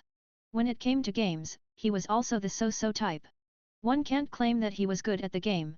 His game sense was slower than others and after all those years of playing, he had almost never carried a game single-handedly. Yet, he wasn't exactly bad at the same time. His KDAs were mediocre but one can't claim that he was the one that cost the game. That was a skill level where he couldn't improve nor could he drop. That was the type of person he was. In other words, a natural-born slacker. Pei Qian could not help but recall a famous phrase by Otto I, "Silvers are late-stage cancer patients." What was the point of arguing with people like that? Hold on. Pei Qian suddenly realized a problem. He had suddenly realized that Ma Yang was a natural-born slacker. Someone who could never make, but always march. This was a special degenerate who could drag all his teammates down. If so, wasn't this just the sort of talent that he needed? Translator, Atlas Studios Editor, Atlas Studios. Pei Qian suddenly felt that his future was brightening up. Previously, he only had 50,000 yuan on hand. It would be slightly ridiculous if he wanted to look for an employee with that amount of money. But now, Pei Qian had 300,000 in his system funds. It wouldn't be ridiculous to hire an employee with this, right? Reflecting on his painful experience, Pei Qian concluded from his failure that it was because of a few things. Firstly, he was way too unlucky. Who would have guessed that a trashy game he created casually would have been spotted by a slightly popular upmaster of a games section? If not for that teacher Qiao, wouldn't he have made a loss successfully? Also, Pei Qian was having doubts towards his own capabilities. Could it be because I'm too smart that I'm going about losing money the wrong way? There were some people who would always fail and lose money no matter how hard they try at earning money. At the same time, there were people who could spend all their time thinking about losing money but yet fail to lose it. Pei Qian felt that he belonged to the latter group. Therefore, he felt that it was time to look for help. To recruit people. As long as he were to recruit a bunch of slackers to take charge of all these jobs, wouldn't he be able to lose all that money with ease? At that thought, Pei Qian was no longer pissed at Ma Yang any longer even despite being dissed by the latter earlier on. Ma Yang is a gift sent to me by the heavens. Such a talented slacker. Isn't he the perfect employee I've been waiting for? Should I consider the other schoolmates too? What does one more matter? In fact, he could even lose more money by giving more wages. And no. The rest are way too reliable. Pei Qian had wanted to consider his other schoolmates but gave up on that thought before long. Handong University was a key university after all and those who could enter it weren't all that stupid, everything else aside. A slacker like Ma Yang was an anomaly that one could only come across serendipitously. If he were to look for more, they might just end up making the job a success. By then, Pei Qian would truly be grieving. After he was decided, Pei Qian called Ma Yang out of the dormitory privately. "What's up, brother Qian? Are you going to share with me some secret strategy?" Ma Yang looked at Pei Qian hopefully, thinking that the latter was going to discuss gaming strategies with him. "I've been making a game myself recently. I need some help, are you interested?" Pei Qian was direct. After all, someone like Ma Yang wasn't conniving and making things complicated might backfire. Stunned for a moment, Ma Yang shook his head. "Are you messing with me? We've got so much workload to deal with in the semester, let alone have time to play with all these other stuff." He paused for a moment before continuing, "Don't tell me that you're fooled by the illusion caused by that messed up indie game as well. A large reason why the Lonely Desert Road got popular was due to luck as well. Besides, it costs a lot of money to create games. Where would you get your money from?" Pei Qian coughed. "I won't hide it from you, but I'm actually a rich second-generation heir. My family gave me 300,000. Is that enough?" Ma Yang's mouth dropped wide open and he only spoke after a long time, "Are you serious? You're not kidding me." Ma Yang did not know Pei Qian's family background well, but he knew that Pei Qian wasn't the type of guy who would pull pranks on others for fun. There was no need for him to lie to him with such a low-class joke. It was only then that Ma Yang started taking the proposition a little more seriously. "Other than money, what about the other issues?" Ma Yang asked. Pei Qian reversed the question. Are there any other issues other than money? Ma Yang froze momentarily. Do you know about art resources? Do you know how to code? Pei Qian shook his head. No, but is that an issue? Those resources could be bought online with money and I could hire professionals to settle them. Ma Yang opened his mouth, finding it hard to express his current emotions. Wasn't that too naive? Even if you're rich, that's not the way to spend money. Pei Qian patted him on the shoulder. Don't worry about everything else. The only question I'm asking is if you're willing to join in. If you are, I'll leave you a position on the design team. Hesitation spread across Ma Yang's face. Brother Qian, given our close relationship, I should naturally be helping you with this non-conditionally. But, the both of us know nothing about creating a game. Even though the 300,000 was given to you by your family, I think you should still give this a second thought instead of making a decision so lightly. I'm afraid that I would have really let you down if we make ducks and drakes out of the 300,000. I truly can't join you. Pei Qian was speechless. He had not thought that Ma Yang's conscience would actually be an obstacle. But on second thought, indeed, even though Ma Yang was rather dumb, his character wasn't bad, he was a typical Mr. Nice Guy. Pei Qian could not reveal the origins of his money and could only claim that he was a rich second-generation heir and that the money was given by his family. Yet, that had Ma Yang reluctant to join out of fear that he would cause Pei Qian to lose money. Left with no choice, Pei Qian could only prove himself with his previous success. Actually, I've already made a game and it has already earned money. Ma Yang was stunned. What game? See cough, Pei Qian coughed. The Lonely Desert Road. Pfft. Ma Yang nearly spat out. You're the one who made that lame game. Ma Yang was astounded. He had even complained to Pei Qian about it previously that it was a game created by a wicked as asterisk hole. To think that he was scolding the exact person. Pei Qian was exasperated. It really was made by me. It was an extremely awkward situation. Ma Yang blinked his eyes and suddenly raised a thumbs up. Nice. That works, Brother Qian. I couldn't tell that you had such talent in designing games. You're really a genius for the game to get that popular. No wonder I felt such an intimate feeling to the game when I played it previously. So, it's because of this. Pei Qian did not know to laugh or to cry, this old Ma changed sides way too quickly. Alright, enough of the bootlicking. Same question, are you in? I'll give you a salary of 3,000 a month. Whether we profit or make a loss, you don't have to take any responsibility, Pei Qian offered. Ma Yang's attitude was completely different this time round as he nodded his head furiously. Of course, of course. I'm definitely with you, Brother Qian. You know that even though I'm nothing great, I'm a reliable guy. After he found out that Pei Qian had created a successful game, Ma Yang felt that this was no longer child's play. On the contrary, this was something with bright prospects that he couldn't wait to join. Pei Qian extended his sincere approval to Ma Yang. That's right, it's exactly because you're a reliable man that I want you in. Now, don't let the others know about this. Of all the schoolmates I know, I think you're the most talented. I haven't even approached anyone else. Ma Yang was beaming brightly. Of course, of course. Alright, that settles it, Pei Qian had nothing else to talk about. There's still a lot of preparatory work to be done. Go and get started with some things on your own, I'll update you when there's progress. Ma Yang nodded excitedly. Sure, don't worry. I'll head to the bookstore this afternoon to see if there's any technical books I can get to start learning. Don't worry, I'll definitely not be a burden. Ma Yang turned back to the dormitory and packed his stuff, preparing to head out. Actually, you don't have to get any technical books to learn from. Pei Qian replied mentally. However, he raised his hand and ended up not saying anything. He wondered if it was a right choice to get Ma Yang in. Was someone so responsible and reliable truly a good fit for him to reach his goals? But on second thought, based on his understanding of Ma Yang as a person over the years, Pei Qian knew that while this man was reliable, his capabilities were limited. Letting Ma Yang take a look at some technical books shouldn't affect the bigger picture. Ma Yang packed his stuff and headed out to the nearby bookstore in search of technical books on game designs.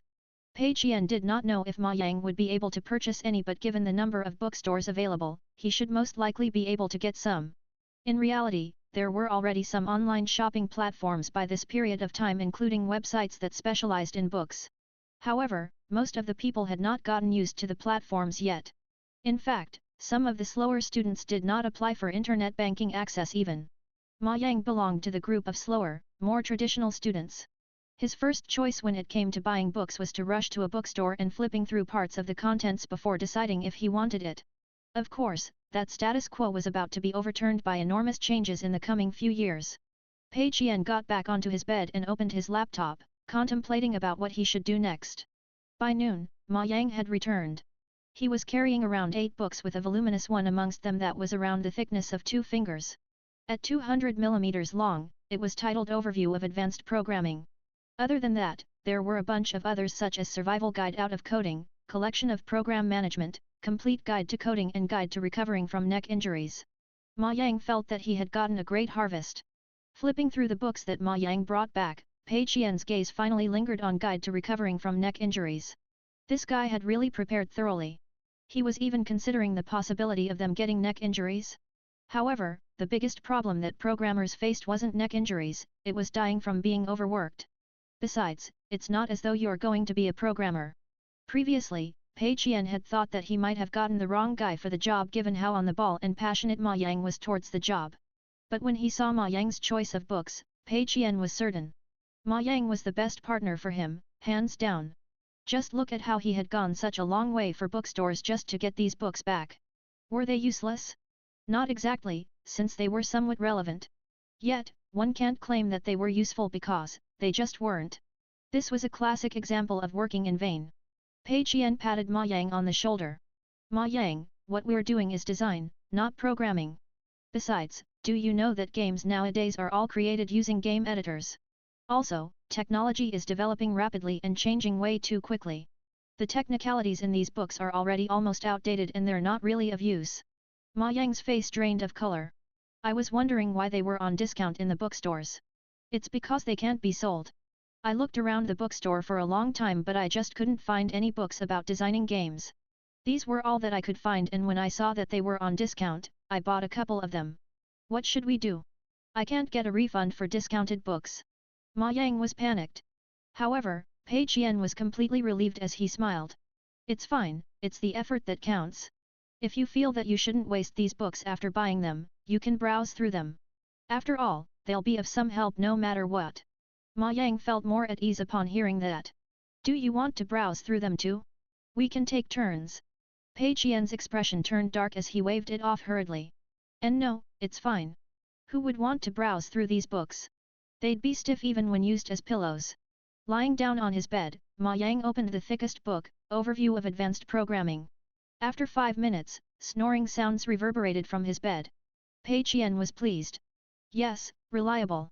Look at that attitude. 100 marks. Look at those capabilities. 0 marks. Wasn't this the designer that he had been searching for painstakingly? It was a pity that Ma Yang was the only person Pei Qian knew with such talents. If there were a couple more of them, Pei Qian would be unmatched. Losing 300,000 would be extremely easy. Pei Qian opened up ESRO's official game editor and ignored the Lonely Desert Road's downloads which had grown by another few thousands dismally as he began researching on his next project. For indie games, their popularity normally came and left quickly.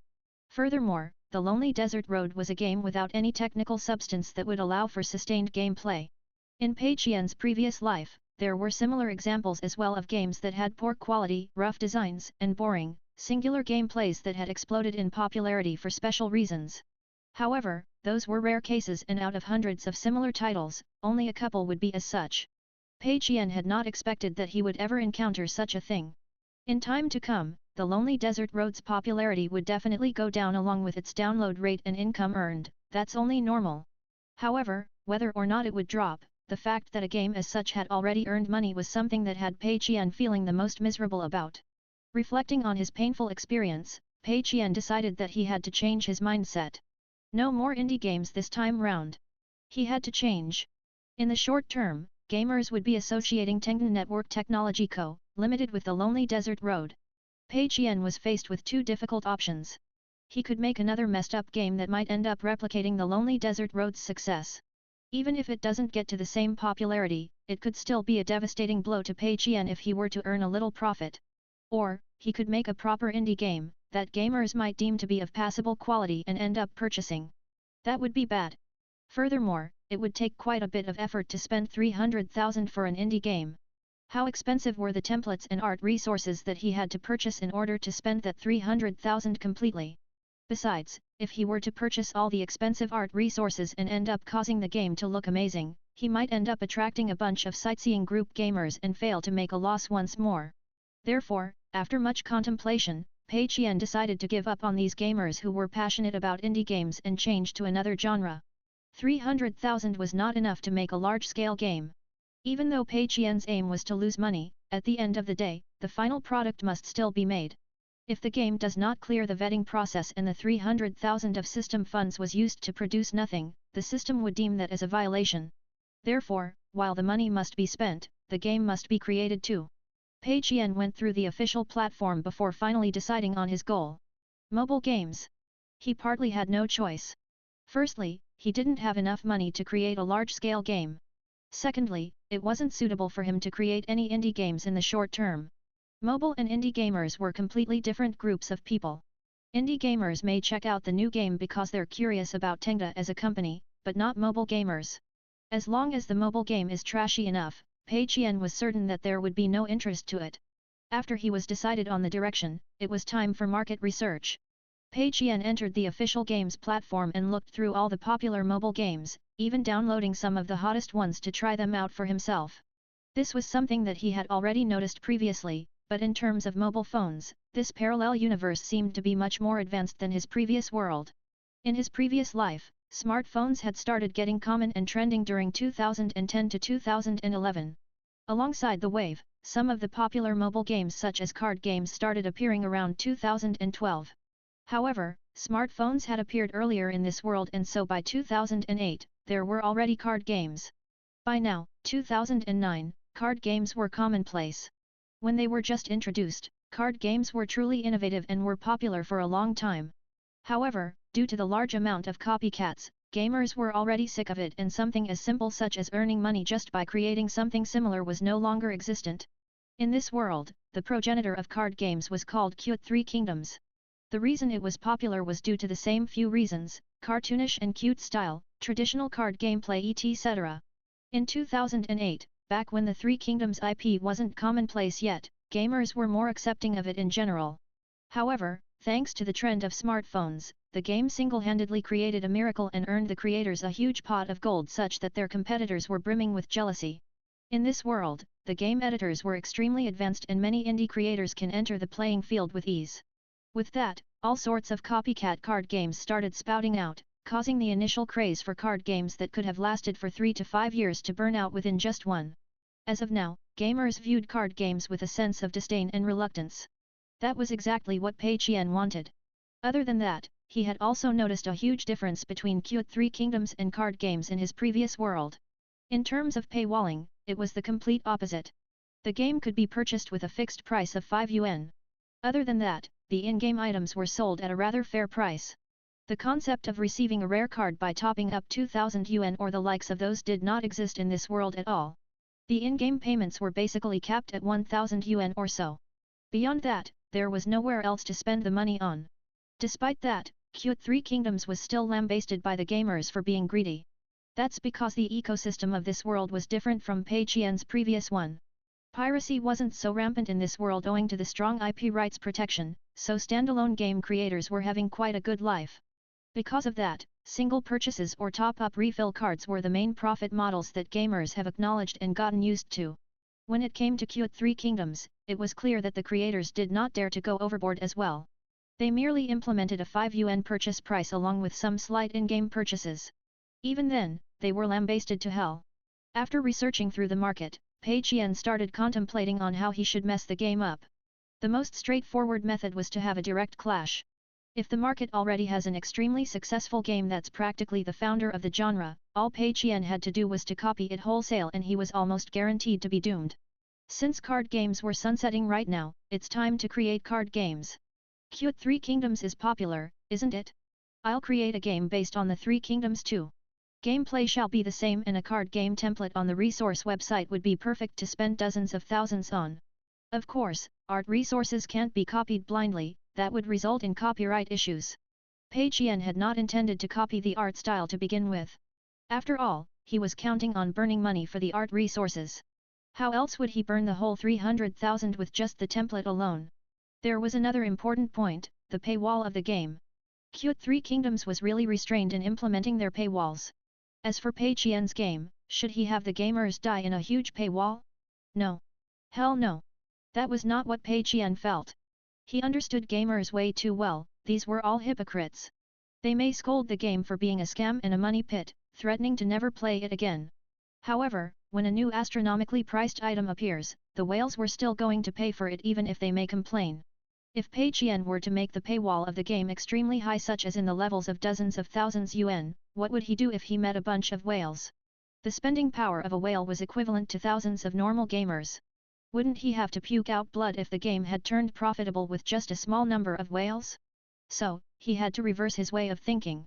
In order to prevent whales from splurging, the paywall of the game had to be sufficiently low. Pei Qian thought about it. Since the paywall of the Q3 Kingdoms was around 1000 yuan, he'll just have to lower it to 500 yuan. No, 100 yuan. No, that's not good enough. 30 yuan. He'll make it such that the whales won't have a place to spend on. But of course, as a card game, there must be common and rare cards. The common method to it was to lock rare cards behind paywalls in order to increase the profit margins. Pei Qian rejected that method. After all, he was here to lose money, not profit. The most expensive in-game item shall be a permanent membership card that costs 30 yuan. Those who buy it will get a few additional card draw chances daily. Other than that, there will be no other place for people to spend money on. You guys want to donate money to Tengda? Dream on! As for normal gamers, even if they don't purchase the 30 yuan card, they would have card draw chances as well, albeit less. That way, there won't be enough reason for gamers to want to pay money. As for the price of the game, Pei Qian really wanted to set it to be free. However, he decided against that on second thought. There weren't much free mobile games nowadays and most of them were priced at 1 yuan. If Pei Qian were to make the game free, he might end up attracting a bunch of players. What if it suddenly got popular? Therefore, Pei Qian decided to go against the trend and set the purchase price at 10 yuan. That's more expensive than Q3 Kingdoms. As a super high barrier of entry, that 10 yuan will do its work to dissuade 90% of the potential players. Think about it. A mobile game that's completely based on a template without any innovative traits and a purchase price that is 5 yuan more expensive than the hottest game available, who would be stupid enough to buy it? Of course, he mustn't set that barrier too high either. That 10 yuan was enough to achieve its intended effect of dissuading gamers from buying it. If he were to set it any higher, Pei Qian was going to earn money with just a mediocre number of gamers. The more he earned, the more he lost. That won't do. With that, Pei Qian was decided on his goal. Firstly, this would be a game with the most basic operational techniques. Gameplays that other card games do not possess? You won't find it here. Gameplays that other card games possess? You might not find it here either. All in all, the gameplay would be completely similar to everything else out there and have nothing new. Not only that, this was a game that clashed directly with Q3 Kingdoms. They both revolved around the Three Kingdoms as topic. They were both mobile games. Theirs was authentic while Pei Qian's was a counterfeit. There's no way anyone would choose this game instead of Q3 Kingdoms. Finally, this was a game that had an extremely stupid profit strategy. First, the 10 yuan barrier of dissuading the normal mobile gamers. Next, the 30 yuan paywall to stop whales from splurging on the game. I'm a bloody genius. What a perfect plan. Pei Qian was totally impressed with himself. How could this game earn money with such a shitty design? No way. There was absolutely no way. Once he was decided, Pei Qian entered ESRO's official resource website and started scouring for mobile card game templates. Before long, he found one. This was not the template for Q3 Kingdoms. Q3 Kingdoms was the progenitor of card games and was the hottest mobile title in the market. This was akin to a money tree and there was no way the company would be foolish enough to sell their own game's template. However, that did not mean that others would not do it. There were many other gaming companies who hopped onto the card games bandwagon. While they wrote the codes themselves, the gameplays were borrowed from Q3 Kingdoms. However, since those companies failed to earn money from the game itself, they had no choice but to modify their own game slightly and publish it on the resource website to sell as templates, hoping to recoup some losses. The template that Pei Qian had found originated from a copycat card game that had failed. A failed product? I love it.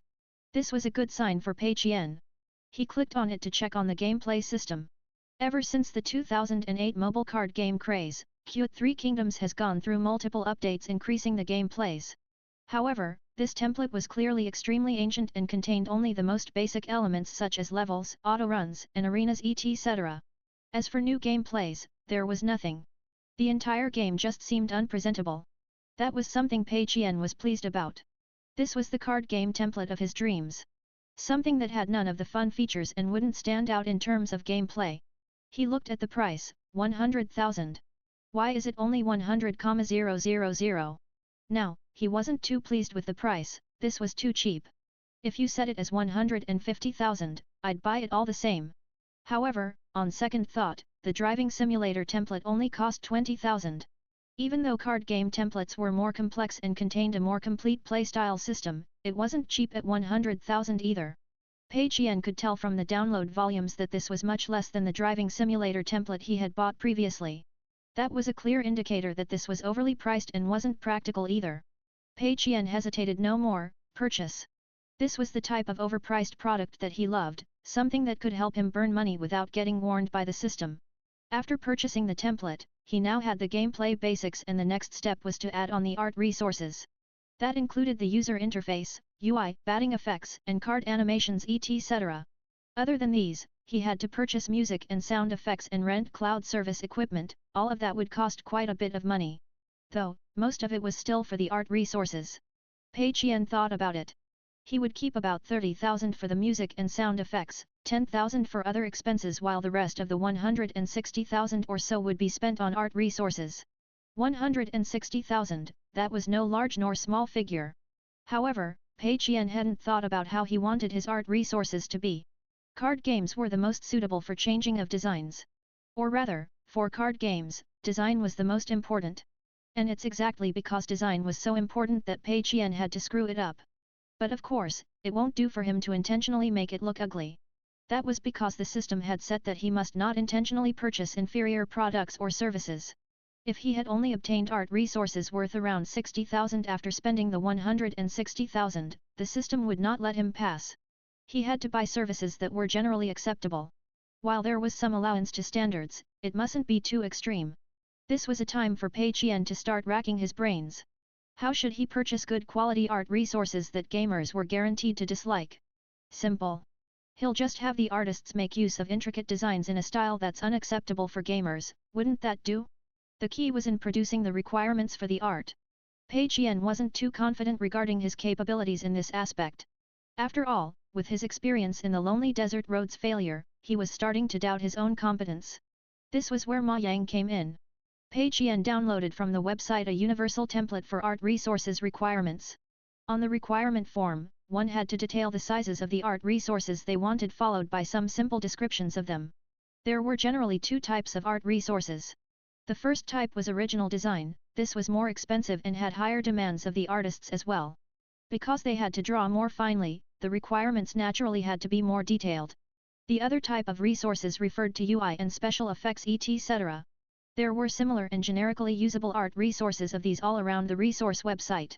However, Pei Qian was naturally not satisfied with something that was just modified casually. How was he going to spend his money like that?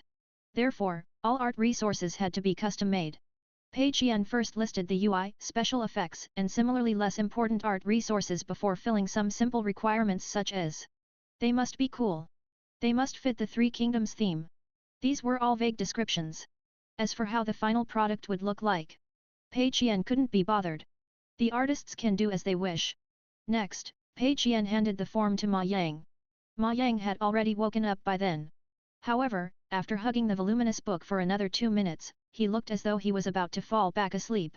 When he saw Pei Qian giving him the form, Ma Yang was rejuvenated as he tossed his book aside while peering down from the upper bunk and whispering, "Are we about to start working?" Pei Qian nodded his head. "Fill the form. Make use of your imagination and fill it with unbridled boldness." Ma Yang nodded his head furiously.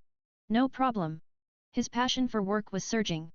Ma Yang took a look at it. This was an art resource requirement form and there were quite a number of portions he had to fill in.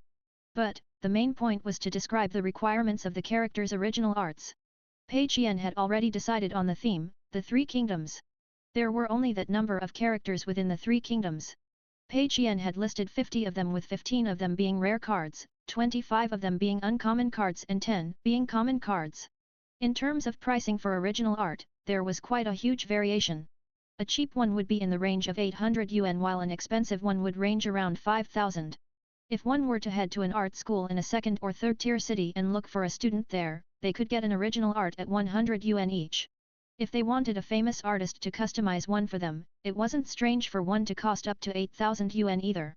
In any case, you get what you pay for. Pei Qian was definitely not going to get a famous artist to customize his art even if that could have helped him to spend more money. There was a chance that the popularity of those artists may bring about a publicity effect for the game instead. With the same logic, while it was true that spending 5,000 yuan on each piece of art could cost him a lot of money, what was he to do if the gamers were to fall in love with such beautiful original art? At the end of the day, design was still the most important. If his artwork was too good, he might be able to earn money no matter how trashy the game was. That was why Pei Qian decided that he was going to buy cheap original art. If he wanted to spend more money, he would just purchase more of them. With 50 characters, he could continue to subdivide different stances after upgrading the levels and stars of the characters. That was equivalent to having 50 basic characters where each would possess 4 different types of changes to represent them leveling up. Based on a fixed price of 3,000 for every character multiplied by 4 different changes, that would be 150,000, Pei Qian had estimated it perfectly. After all, starter card games would not require models and that saved him some expenses. But of course, the actual price would have to be offered by the other party, that was just a rough estimate that Pei Qian did. Ma Yang was puzzled, if everything was already fixed, what was he in charge of? After looking at Pei Qian's note carefully, he understood. His job was to screw up the originals and modify. In other words, it was to squeeze his creative juices to overhaul the designs of these 50 characters completely, best if they were completely unrecognizable anymore. Pei Qian had already thought it through that since he wanted to clash with Qiut Three Kingdoms, he could only go with the Three Kingdoms theme. However, the Three Kingdoms theme in itself was a mix of different IPs and it wasn't something that was too great or bad. If he wanted gamers to hate the Three Kingdoms characters, the best way to do it would be through modification, to completely destroy their traditional images. That way, gamers who like the Three Kingdoms would definitely complain about the horrendous changes, steering clear of the game while lowering the reputation of the game. That important task of modification would be handed over to Ma Yang. Pei Qian was completely confident given Ma Yang's capabilities, as long as Ma Yang were to work on it earnestly, he would definitely be able to screw it up. When he saw the names of the characters, Ma Yang frowned. He looked down from the upper bunk and whispered, "Brother Qian, I've only watched the television series for the Three Kingdoms. There's a lot of people here whom I don't even know." Pei Qian skipped with joy internally, wasn't that for the best? If you knew the characters of the Three Kingdoms with the back of your palms, I would be worried to hand this task to you instead. Don't worry, I believe in you. The main point's to overhaul tradition anyways. Feel free to let your creative juices flow. The bigger the changes, the greater. Also, don't worry about how the images are going to come out. That will have to depend on the artist's design as well.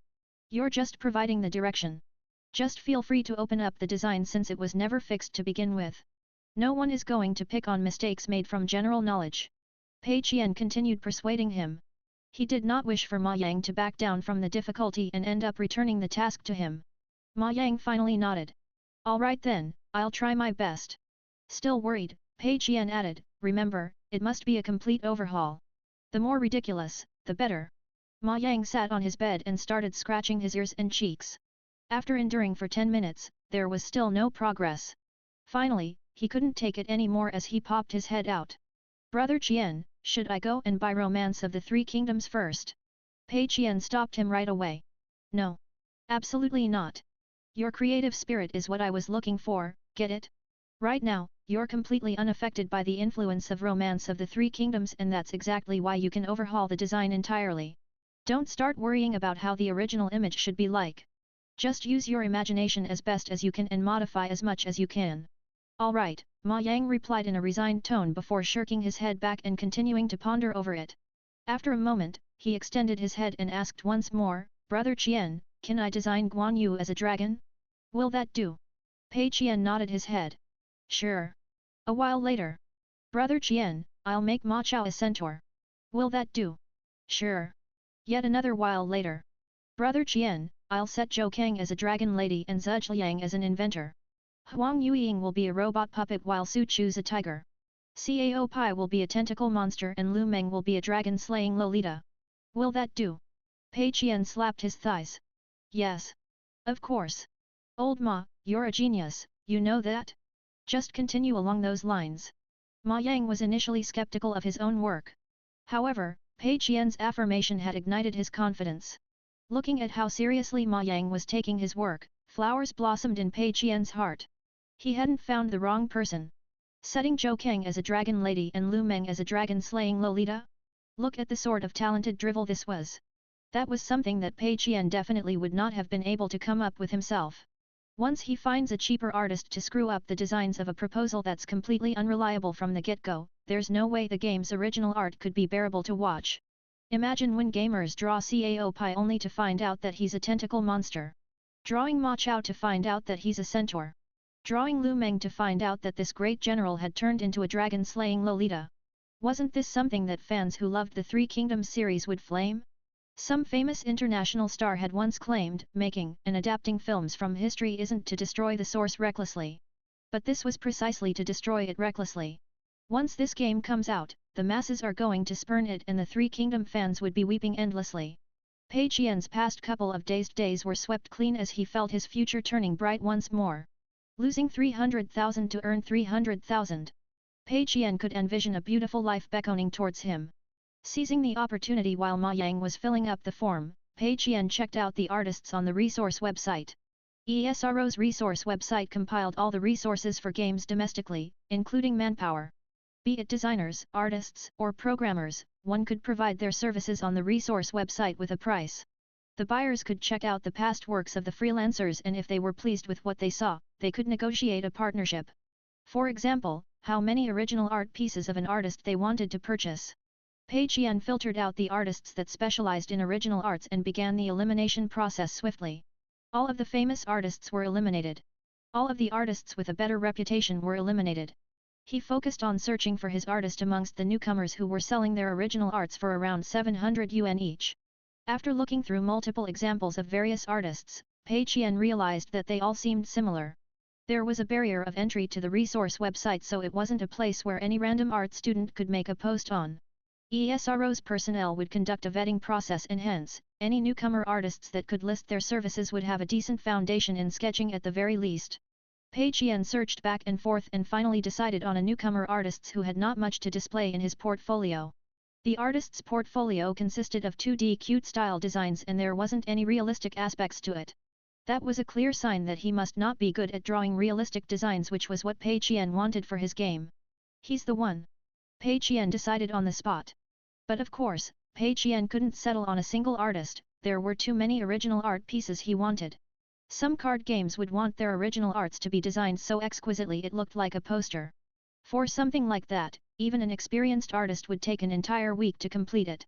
For Pei Qian's requirement, he just wanted the original art to be a card on a mobile screen. Because of that, the quality could be lowered greatly. However, even under the circumstances that the artist is capable and he puts in quite a bit of effort, that would take around 2 days to complete.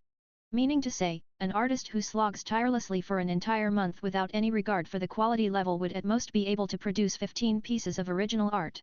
Of course, when Pei Qian said he wanted 200 pieces, it did not mean 200 completely different original arts. There were only 50 characters. Each of them would have 4 original arts representing different stars. Take Zhujiang for example. Getting from 1 star to 4 stars would just change some details and special effects, it isn't a complete character redesign. Therefore, each character would form a complete set with their 4 different original arts. Even then, with a safe estimate, Pei Qian would require around 7 artists to ensure that the content is completed on time. He decided to start negotiating prices with an artist before looking for the rest. Hi, our company is preparing to produce a mobile card game and we want to mass order custom-made original arts. I would like to discuss with you about the prices and completion timeline. If you're interested, please reply. Pei Qian left a message for that artist named Ruan Guangjian. He waited for a couple of minutes and received no response before concluding that the other party should be offline. Pei Qian was in no rush since Ma Yang should only be done with the requirement form by the next day.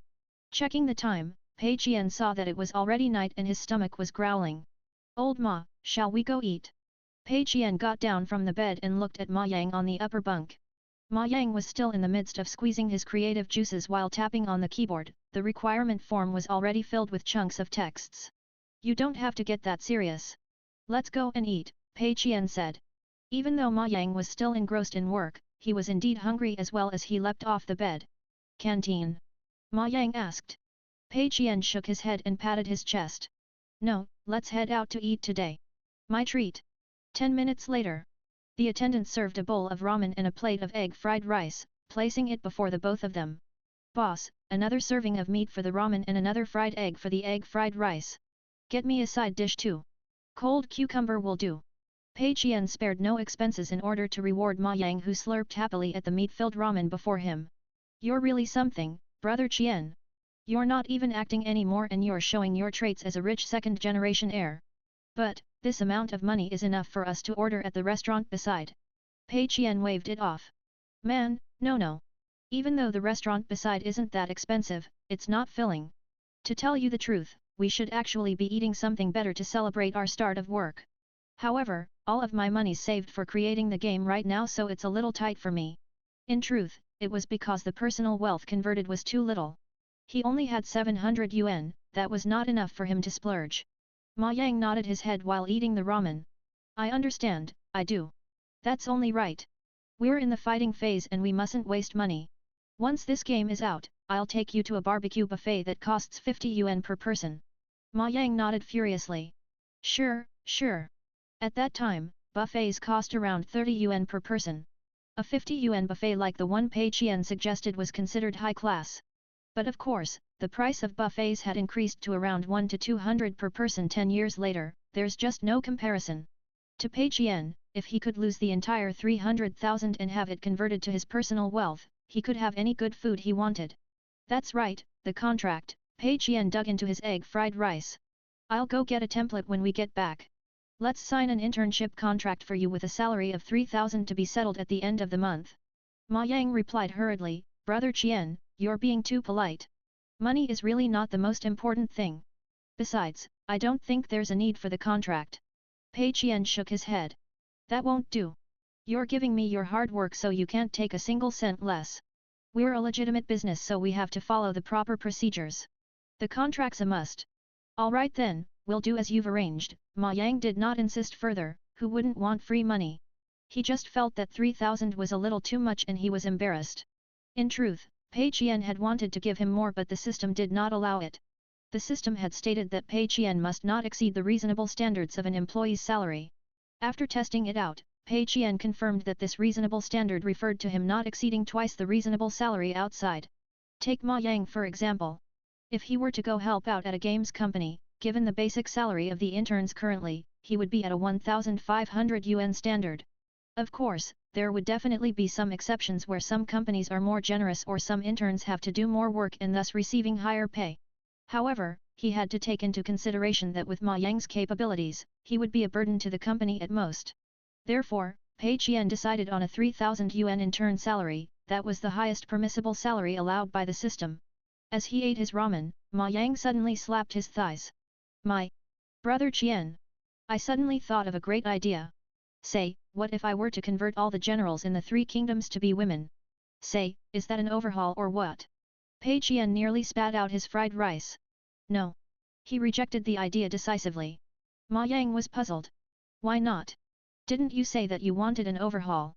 Pei Qian was speechless. Why not? That's because there's a high chance that idea would succeed. In truth, the idea of having a gender-reversed three kingdoms had been tested out in mangas and animes and it was rather successful. Even though this was 2009 and the 2D games genre wasn't that popular yet, there were signs that things were moving in that direction. Since many mobile card games were making their designs cartoonish, it meant that they were embracing that trend objectively as well. What if the game were to attract the homebodies because of it being gender-reversed and ends up getting popular? Pei Qian would not permit something like that to happen. But of course, Pei Qian could not tell Ma Yang his actual thoughts. Coughing, he explained himself, that idea won't work because that would cause all the characters to lose their distinctiveness. For example, if Ma Chao, Zhao Yun and Gong Suntan were all women, and so is everyone else, there would be nothing distinguishing about their characteristics. Your current proposal is good as it is. Ma Chao's a centaur, Guan Yu's a dragon, it'll be easy to differentiate them. That's why I think your current proposal is still better. Coming to a realization, Ma Yang nodded his head. Ah, so that's the case. Got it. Pei Qian let out a long heave of relief, seemed like having an employee may not necessarily be a good thing either. Even though he could give out more salary, Pei Qian's strategy could lead to them having doubts and questions. At that time, he would have to come up with a logical explanation. Otherwise, the employees might truly suspect that Pei Qian's intentionally trying to cause the company to lose money. Once doubt steps in, it will be a clear violation according to the system's rules. Thankfully, Ma Yang isn't too smart. If I were to hire more people in the future, I would have to get more people like this. Pei Qian lamented to himself internally. After the meal, they strolled back to the dormitory. Ma Yang climbed to the upper bunk energetically and got to work passionately, filling the requirement form. As for Pei Qian, he turned on his laptop and entered the resource website. His previous message had gotten a reply. Ruan Guangjian, how many pieces do you want? What are the general requirements? Pei Qian noted down his general requests including the number of cards and generic style etc. Of course, the detailed requirement form was not done yet so Pei Qian could only describe it simplistically. Art style must not be cartoonish. Everything else is up to you. There's a total of 50 characters. Each one of them would come in a set of 4 original arts. A total of 200 pieces. Still working on the requirement form. I'll give it to you later. After 3 whole minutes, Pei Qian received no reply. He presumed that Ruan Guangjian must be stumped. My portfolio is filled with cartoonish drawings and the first thing you tell me is that you don't want anything cartoonish. After a period of time, Ruan Guangjian replied. Alright. The price would be 2,000 per set, is that okay? I know that this price may seem a little steep for a newcomer artist. But, don't worry. My quality is definitely top tier. It's just that I don't have much of a portfolio because I'm still schooling. 2,000 per set? Doesn't that mean every piece costs just 500? Pei Qian was displeased right away, that was too cheap. Doesn't that mean he wouldn't be able to spend his money completely? He had initially planned on paying for 3,000 per set and now the price had dropped to 2,000. For 50 characters, won't he be spending 50,000 yuan less? No, that won't do. I think that the price needs further negotiating, Pei Qian replied. Ruan Guangjian, how much do you suggest then? That's more or less my bottom line. Pei Qian, the situation is a little special on my side. That's because what we want to achieve is a style that no one else has done before. We want an image that's going to be disruptive. So, the difficulty level is actually higher, do you get it? Besides, we're not too good with art on our design side. So, our requirements are going to be more vague. Because of that, I'm going to need you to work harder on designing it. With those considerations, I think that 2,000 per set is too unfair for you. 3,000 per set would be a more suitable price. That includes the initial design of the original arts along with modifications later on. At the same time, I hope that you'll be able to draw more detailedly, how's that? Ruan Guangjian's side fell into silence once more. It was clear that he hadn't met much clients like Pei Qian who bargained in reverse. This guy had just given him an additional 1,000 yuan per set. However, Pei Qian's behavior was not a violation of the rules and hence the system did not sound out any warnings. That was because Pei Qian's demands were perfectly reasonable. The additional amount of money covered the troubles stemming from the unclear specifications, raising of the work's quality as well as future amendments. Ruan Guangjian only replied after a few minutes, all right. A total of 50 sets and 200 original art pieces at 150,000. This will include 20 major and 50 minor amendments. Pei Qian grinned. I can indeed use money to purchase amendments options, but I can choose not to use them as well. After all, it's for the best if the art pieces come out to be undesirable. The both of them agreed on it and prepared to complete the digital contract on the resource website. Suddenly, Pei Qian recalled something. How many original pieces can you produce in 3 weeks?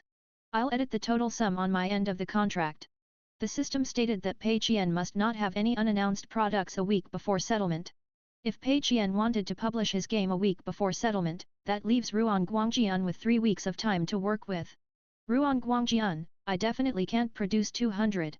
However, I can share this job with my same dormitory schoolmates. Don't worry, I'll be supervising so that will not only guarantee their quality, I'll ensure the style is consistent as well. Pei Qian was delighted. That'll work. I'll hand everything to you then.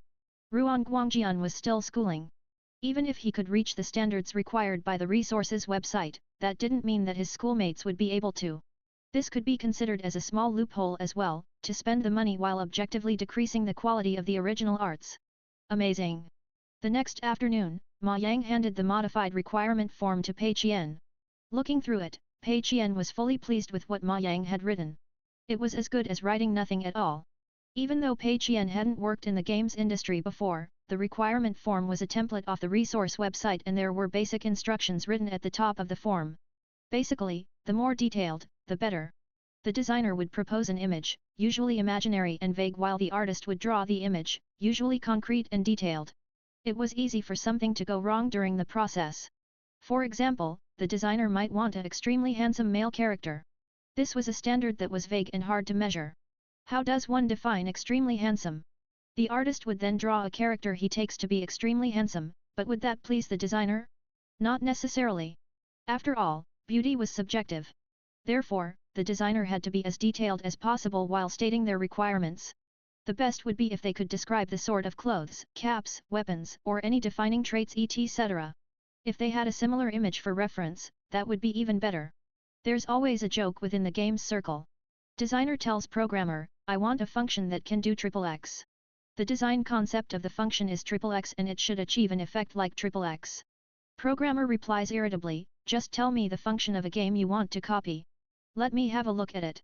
Designer tells artist, I want a character that looks like XXX. This character must look like XXX and have XXX personality, giving off an XXX feel. Artist replies irritably, just tell me a character you want to copy. Show me an image of it. It wasn't because they want to slack off. The main point was that too much information gets lost through texts to images. Therefore, when making similar requirement forms, it's naturally better to have the descriptions and reference images as detailed as possible. That way, it would ensure that the work produced by the artist doesn't differ too far from what the designer imagines it to be. Now, let's take a look at Ma Yang's requirement form. It's complete self-entertainment. Take Guan Yu for example. He's a dragon. Human-shaped dragon. As the martial saint of the dragon clan, he's seen as the pinnacle of fighting strength. He spends his life walking on a blade and his comprehension of battles and killing differs from the layman. That's it. Now, take Ma Chao for example. He's a half-human half-horse and that's why he's called the other race. Ma Chao is different from the other centaurs and he bears clear traits the dragon clan's bloodline, such as having dragon horns on his head. It's also precisely because he has half a bloodline from the dragon clan that Ma Chao possess an incredible strength similar to those of the dragon clan. Now, Zhuge next. When he was young, Zhuge was hailed as the greatest inventor, physicist, mechanical and electrical engineer of the Three Kingdoms period. His research include man-made lightning, environmental weapons, aviation equipment, automobiles, robots, and various other cutting-edge fields. At the same time, he was known as a poet, philosopher, music connoisseur, and linguist amongst many other titles. Zhuge description was much longer than the previous two. It was clear that Ma Yang must have been lost in his own enjoyment as he wrote on. Other than that, there was the dragon lady guard Zhou Kang, phoenix orphan Pang Tong, ice crystal maiden Su Shu, robot puppet Huang Yueying, blood realm overlord Guo Jia, Lolita dragon hunter Lu Meng, night ranger Taishi Ci, shadow swordsman Zhou Yu, so on and so forth. Basically, other than their names and some vague characteristics, all of these characters did not resemble those of the Three Kingdoms anymore. The content would not serve any purpose for the artist's creative input as well. Besides, even though he could have written all of this simply such as just stating that Guan Yu is a human-shaped dragon, he had to add in all the gibberish at the back. However, for Pei Qian, this was a perfect requirement form. In fact, he was so happy that he thumped himself. Ma Yang was reliable indeed. There was no way Pei Qian would be able to write all this himself. He had truly made the right choice by getting Ma Yang to be his employee. Pei Qian did not change a single word and sent the requirement form to Ruan Guangjian just like that. After 5 minutes, Ruan Guangjian replied. Isn't there too many things missing from this requirement form?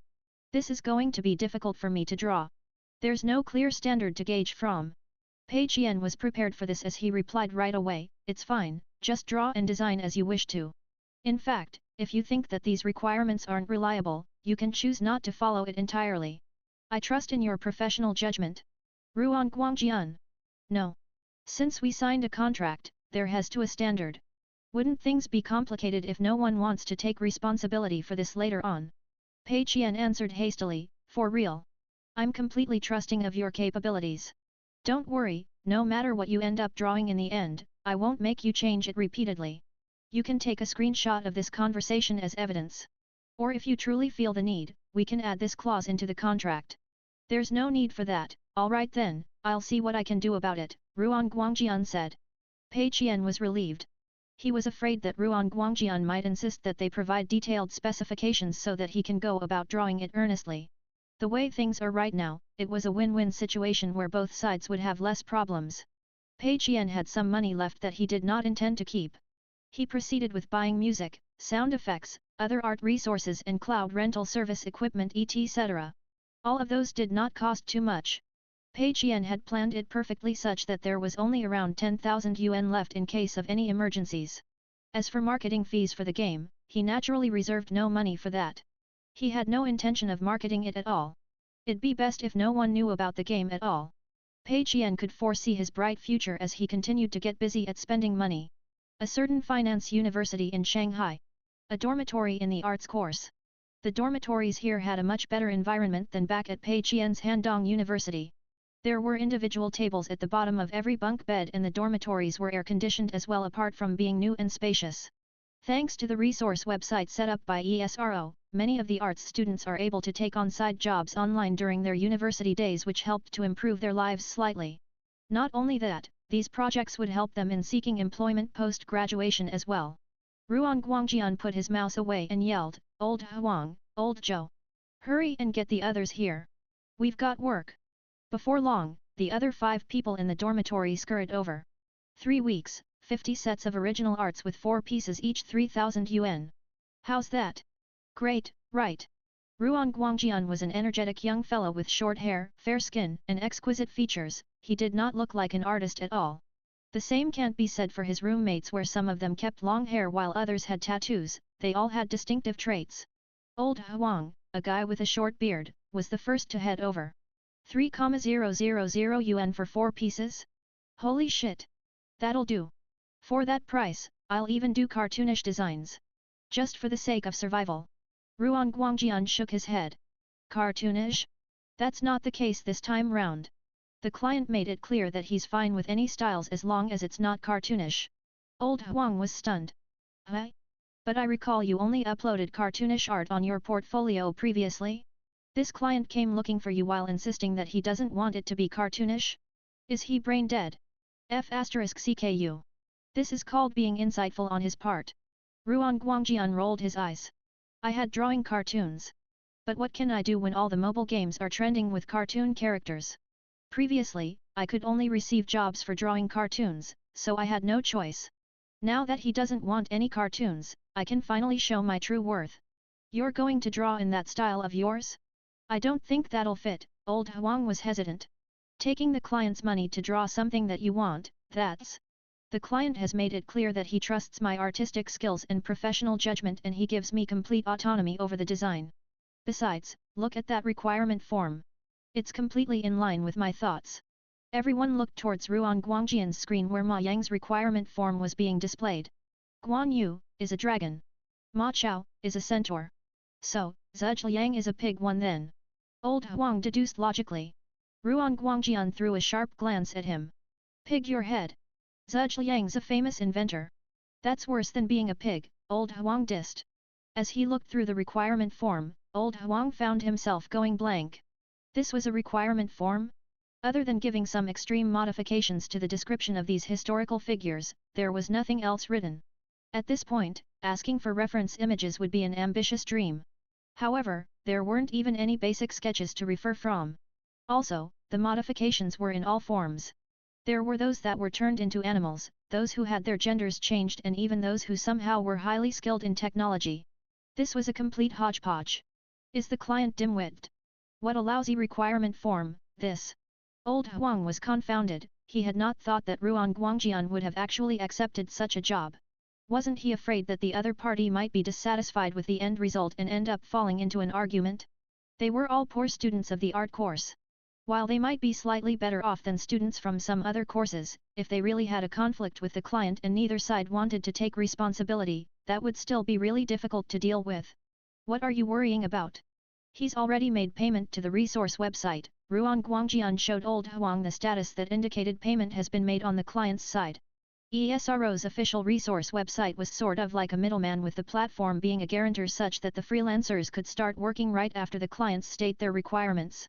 During that period of time, the clients would have to settle payment with the platform holding the money in escrow. Once the job is done and the client is satisfied with the product, the freelancer would receive the payout from the platform. If both sides come to a disagreement, the platform will serve as the arbitrator. If it came to that, Ruan Guangjian had the conversation history. The platform also had a copy of the requirement form and job demands. No matter what, Ruan Guangjian had the upper hand. Guangjian, I still don't think the job makes much sense. How about trying to confirm the requirements with them again and have them send over more details? Old Huang still felt that the entire thing seemed unreliable. Ruan Guangjian was displeased. Old Huang, have you gone mad? Do you want to continue drawing those cartoon characters? Are you not sick of it yet? Right now, the market's filled with cartoonish games. While the money is good, ask yourself, do you really fancy those soulless things? Where is your pride as an artist? Right now, there's such a good opportunity with liberal demands on the style. Look at the creative space we are given. If we were to get famous thanks to this series of original arts, our future would definitely be smooth. Who knows, we might even be able to rent a studio ourselves right after graduation. Or do you want to be a nobody after graduating, joining some outsourcing company as hard labor to continue drawing in that style that you do not like at all? The others exchanged glances. Clearly, they were moved by Ruan Guangjian's words. They were all students, not experienced artists who have been out and about in the corporate world. In terms of art, all of them had their own ideas. They were at a phase where their inspirations were overflowing. Who would want to be a laborer drawing those traditional pieces based on a client's frameworks?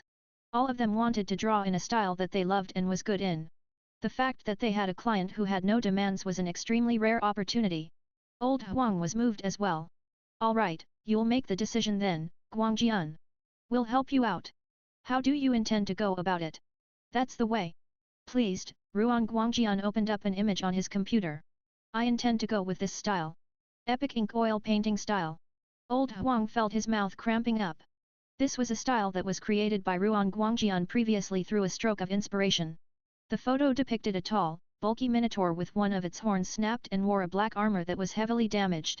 Its shoulder pad left a deep impression with a huge monster's head resting on it while its body had many chains coiled around it, giving off a feeling of a relentless warrior. The color scheme leaned to a darker shade as the pitch-black backdrop and battlefield gave off a feeling of despair and sorrow. If one were to just look at the image, they would associate it with the Minotaurs in fantasy world. However, if they were to look carefully, they would notice the many differences between this Minotaur and those of Western culture. Ruan Guangjian had used a large amount of details to accentuate the Eastern elements of the Minotaur. For example, the facial features of the Minotaur bore traits that appealed to Eastern beauty, as was the design of the armor and weapons, such as having a red battle robe etc. The reason why Ruan Guangjian named it as epic ink oil painting style was because it contained the three traits of being epic and resembling ink and oil paintings. The art wasn't so detailed that every single pore of the character could be seen. It was smudged using oil painting techniques such that the blurry background could easily create a unique atmosphere to it. At the same time, there was also ink painting techniques added to it, giving off a strong Chinese feel. Other than that, the character itself gave off a sorrowful feeling. That was the foundation of the epic feeling, as though the Minotaur had just been through an apocalyptic war between gods and demons. Old Huang and the other roommates had long known about this painting. They were extremely impressed with Ruan Guangjian as well. After all, the techniques and shadows along with other details of the painting was something that most other art students wouldn't be able to match up with. However, could this be used as a game's original art? No one could tell. Right now, all the trending mobile games had cartoonish original arts. The jobs that they had taken on earlier were all for cartoonish original arts as well. Even the games that made use of a realistic style basically leaned towards original arts that were extremely detailed with bright colors. While Ruan Guangjian's style was definitely impressive, it could also lead people to feel like it was too gloomy and they might feel depressed while playing the game. That was the reason why Ruan Guangjian had not posted it on the resource website, as he was afraid that it might affect his job offers. Old Huang hesitated. 2 questions. First, can this style really fit the client's demands? Second, you're the only one good at this style. The rest of us can't do it. Ruan Guangjian was prepared for this as he replied with aplomb, that's exactly why I said the requirement form is in line with my thoughts. My initial concept originated from those myths about immortals and deities. What I want to display is a sense of epicness, and the most important element for that is style. Righteous immortals and monstrous demons, clashing these completely different styles is the best way to create sparks. So to say, the more the style deviates from human form, the better. Strictly speaking, most Three Kingdom games are not suitable for this style because the Three Kingdoms revolves around a group of people. How can we give off such a feeling based on that? But, the requirement form has completely overhauled the images of the characters. That's a perfect fit for this feeling. Guan Yu's a dragon, Ma Chao's a centaur with mixed blood while Su Chu's a tiger. Isn't that just a heavenly match with my style? Also, you guys don't have to worry about matching the styles. I'll do the design and sketches while you guys refine the details. I'll clean up the loose ends thereafter. Don't worry, with me heading the direction, the style will definitely be aligned. Old Huang looked at Old Zhou. What do you think? Old Zhou pondered for a moment. I think there's something to it. The others nodded their heads as well. Old Huang thought about it further. Alright, let's take the job. Since the client's footing the bill, we'll use it to test the waters. If the style isn't well received, the client's the one losing money anyways. It'll be a timely reminder to give up on the style as well. But if the style gets popular, we might truly be able to set up our own studio. Once we get famous, everything's possible. Ruan Guangjian nodded his head. Exactly my thoughts. Right now, it's as good as us using the client's requirements to build our own reputation. Besides, the client's paying a fat sum too. Let's work hard for the next 3 weeks and give it our all using the highest possible standards to complete this job beautifully. If this set of original art is extremely well received, we can seize the opportunity to build our name as well. Our future will be bright. Finally, the few of them came to an agreement and started working. Ruan Guangjian produced the concept drafts while Old Huang was in charge of the basic sketches. The others who were less skilled or less familiar with the style were in charge of detailing and coloring. Based on a normal workflow, Ruan Guangjian would show Pei Qian the original art sketches once it was done. Once Pei Qian confirms that it fits his requirement, they'll continue with the detailing. However, since Pei Qian could not be bothered, that step was skipped entirely. The entire dormitory began working furiously on it. Handong University, dormitory. In the blink of an eye, 2 weeks had passed. Pei Qian checked on the system. Wealth conversion system. Owner, Pei Qian. Profit conversion ratio 100:1. Loss conversion ratio 1:1. Next settlement, 16 days later. Note, if there are unannounced products a week before settlement, the settlement date would be postponed. Postponement date would be determined by the system. System funds, 8,792, downward arrow 291208. Personal wealth, 1,607.6. Pei Qian had already spent 290,000 of the system funds, leaving less than 10,000 left. Other than purchasing of art resources, music, sound effects, and cloud rental service equipment, Pei Qian had even purchased a card game skills template. He had not intended to buy this. But, Pei Qian saw no need in keeping the unexpended system funds. After all, unspent system funds would not be converted to his personal wealth. That was equivalent to a pure loss and wasn't something that Pei Qian could take. He had already embedded the skills system into the game. For example, Guan Yu's skill was Green Dragon Crescent Blade Slash, Zhou Yu's skill was Burning the Red Cliff which could damage all the enemies, and Xiahedun's Iron Will could give him full status resistance and damage reduction for a short period of time etc. In any case, those were the same few card game skills and most of them were copied from Qt 3 Kingdoms. Skill mechanics were all roughly similar, so that was all the skills template had as well. Pei Qian assigned the skills to the various characters in the game and had more or less made use of all his resources. But of course, in between, Pei Qian had tossed all the jobs that he found troublesome to Ma Yang. In fact, Pei Qian was not even expecting Ma Yang to assign all the skills correctly, it would be best if there were some mistakes in the values or bugs. But it turned out that Ma Yang was rather conscientious. After he had assigned the skills system, Pei Qian checked through it and found no issues at all to his surprise. However, since this wasn't the main focus on him losing money, Pei Qian did not bother overly about it. Out of the final 8,000 yuan, 3,000 of it was for Ma Yang's salary that could only be paid out at the end of the month. Pei Qian was thinking about how he should spend the remaining 5,000. He should go and purchase more stuff on the resource website, all the system funds must be spent completely, not a single cent less. As to why his personal wealth increased. His family had sent him an allowance of 1,000 yuan. Pei Qian could not help but lament over how shameful it was for a man with a system to have to depend on his family for allowance. He was practically the disgrace of all protagonists. Initially, he had intended to lose 50,000 yuan, but he ended up earning 70,000 that after conversion turned to 700. That was even less than his allowance. How disgraceful! But, things were different now. 300,000 as long as the game fails, he could have it all converted to be his personal wealth. Only a word could describe it by then, awesome. When he thought about how the 300,000 was about to be his, Pei Qian felt bliss surging from within him. In fact, he was even willing to attend classes now. Everything was prepared and he were just waiting for the art resources to be added to the game. Thereafter, he just had to wait for the game to be published and fail rapidly, concluding his success. A week later, Shanghai, a certain finance university's dormitory. Ruan Guangjian was sporting two huge, dark circles around his eyes as he tossed his pen at the table. Okay. Work's done. He turned around and looked at the rest. Some were sprawled asleep against their computers while others were sleeping on their beds. He was the only one awake. There were many cups of instant noodles and tidbit wrappers beneath the tables while empty cans of energy drinks were littered on the surface of the tables. The entire dormitory looked like a wolf's den. Huff, completed on schedule. Ruan Guangjian felt that it was a pity that no one was here to share this historical moment with him. But, there was no other choice. The others did not have the same vigor as he did and could not hold out against the tough working conditions of working day and night under high pressure. Thankfully, the job was still completed on schedule. It could have been completed earlier, but Ruan Guangjian had high expectations for the sets of original arts.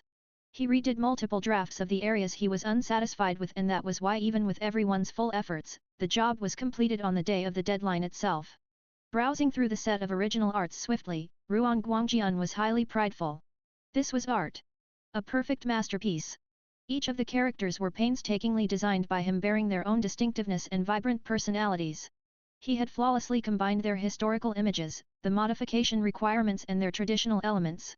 Every single piece was bound to leave a deep impression for anyone. However, Ruan Guangjian could not guarantee that these original arts would be popular as well. After all, beauty was highly subjective. Even for world-famous art pieces, there would be many who thought that they weren't that good. That was even more so for original art in games. At times, no matter how intricately they drew, how outstanding their designs were, it did not guarantee that gamers would pay for it. On the contrary, some might even dislike it even if the drawing was slightly on the dark side. Why did so many inferior games fancy having huge, shining golden wings in it? Was that because their chief art designer liked it? Not necessarily. It was because whales loved huge, shining golden wings and would splurge for it. That's why, if it was any other company, they would most likely be displeased with this set of original arts.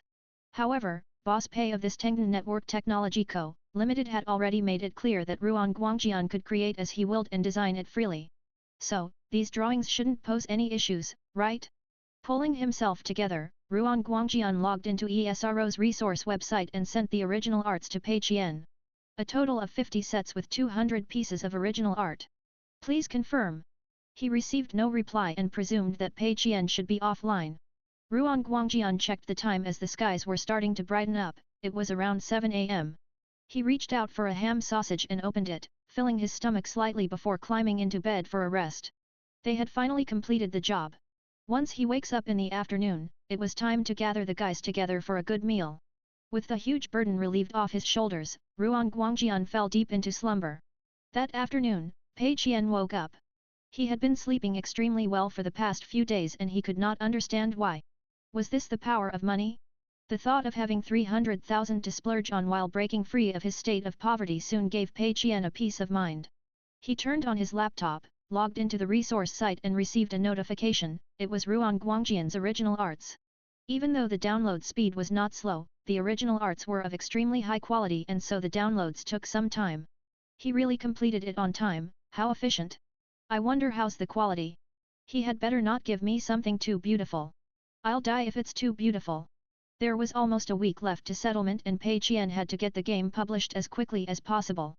The system stated that Pei Qian must not have any unannounced products a week before settlement.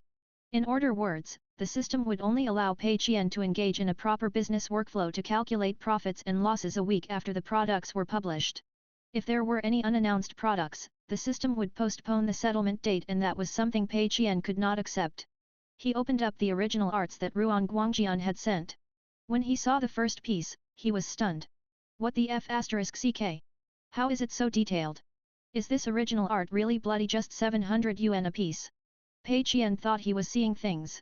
Even though he wasn't too knowledgeable about original arts, it was easy to tell the difference between a good and bad drawing. The most obvious way was to look at its details. After all, for original arts, each detail would be painstakingly drawn by an artist. The more details there were, the more effort that the artist had invested into drawing it. Normally, for original arts that are at a poster level where the prices could easily go up to tens of thousands, the artists would have to spend an entire week drawing it and the details would be extremely rich. Whereas original arts that cost a few hundreds of yuan were usually made in batches with a tight schedule. Even if the artists wanted to make it more detailed, they wouldn't have the time to do so. However, these original arts were way more detailed than Pei Qian could have imagined. Not only that, the styles were extremely fresh. This original art was meant to be Guan Yu, the martial saint of the Dragon Clan. Previously, Ma Yang's requirement form had only requested for it to be a dragon without any mention of the details. However, there were all sorts of details on this original art. The background was an ink-drawn hill where it was surrounded by clouds and filled with greenery, giving off the feeling of Chinese paintings where white spaces was the motif. The focus of the drawing was then at Guan Yu, who wielded a crescent moon blade. This was an extremely overhauled image where he was the traditional Chinese dragon. His face, arms, and any parts of exposed skins were all green with horns on his head, clearly resembling a dragon. However, through his clothing, it was still clear that this was Guan Yu. He wore green robes and the shoulder pad on the left side was golden with a red decorative. These were all elements that were commonly seen in traditional drawings of Guan Yu and they fit into the original art seamlessly. A single look at that original art and one would be able to tell that it had Guan Yu's characteristics, and yet, his image was totally overhauled. Most importantly, the artistic style of it was entirely unique from most of the original arts out in the market. Infusing the style of ink and oil painting, it was definitely eye-catching. Pei Qian then looked at the other original arts, be it in terms of quality or style, they were extremely similar to this. But of course, their general images were still based on Ma Yang's requirement form and were not beasts just like Guan Yu. There were beasts, freaks, and even characters who, despite retaining human form, had their images completed overhauled, such as Lu Meng the Dragon Slayer Lolita. Using Ma Yang's requirements as a basis, Ruan Guangjian tweaked the details of the characters and further designed the style and image. Finally, under the prerequisite of ensuring that the style of the original art is coherent, he accentuated each character's distinctiveness to its greatest extent. Pei Qian was completely dazed. He had spent 3,000 yuan to purchase 4 pieces of such original arts? Was this a joke? The artist was definitely making a loss. Was this truly done by Ruan Guangjian? But, if you had something so impressive, why the hell did you post only cartoonish images on your resource site's portfolio? Pei Qian was totally on the brink of tears. Even though he was the one who had stood to gain, he could not get happy at all. He had initially looked for someone who listed around 700 apiece so that he could acquire some inferior original art. He had even looked for someone who seemed like he was only capable at drawing cartoon characters. But, how in the world did he end up coming across a future hotshot? Others may not know, but Pei Qian knew it all too well. This style of art was extremely amazing. That's because in his previous life, there was a concept art designer, Yang Qi, who loved this style and he had a strong following. No idea who Yang Qi is? The game, Azura Online 1, heard of it, right? Yang Qi was the chief art designer. That's right, the set of original arts that Ruan Guangjian had just given to Pei Qian bore strikingly similar resemblances to Azura Online's style. But of course, it was still less detailed as Ruan Guangjian had rushed to complete this job after all. However, the style and feel it gave off was extremely similar. If Pei Qian had known that Ruan Guangjian could have produced work of such quality, he would have never looked for Ruan Guangjian to produce his art. But, what could he do now? Money? Already paid. Work? Already received. Ask for a refund and breach the contract? Impossible. Besides, Pei Qian's game had to be published in 2 days' time or the system would postpone the settlement date. More changes might happen if he were to drag things out.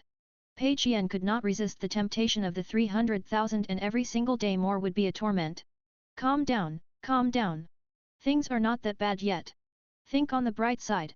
Firstly, Azura Online isn't an extremely successful project. Furthermore, no one can be sure whether this fits the preferences of this world's gamers. Even though the style of these original arts have fresh designs, that doesn't mean that the gamers would like it. Right now, the trends on cartoonish designs. These original arts may very well cause a reverse effect. Yes, that's right, that's the way.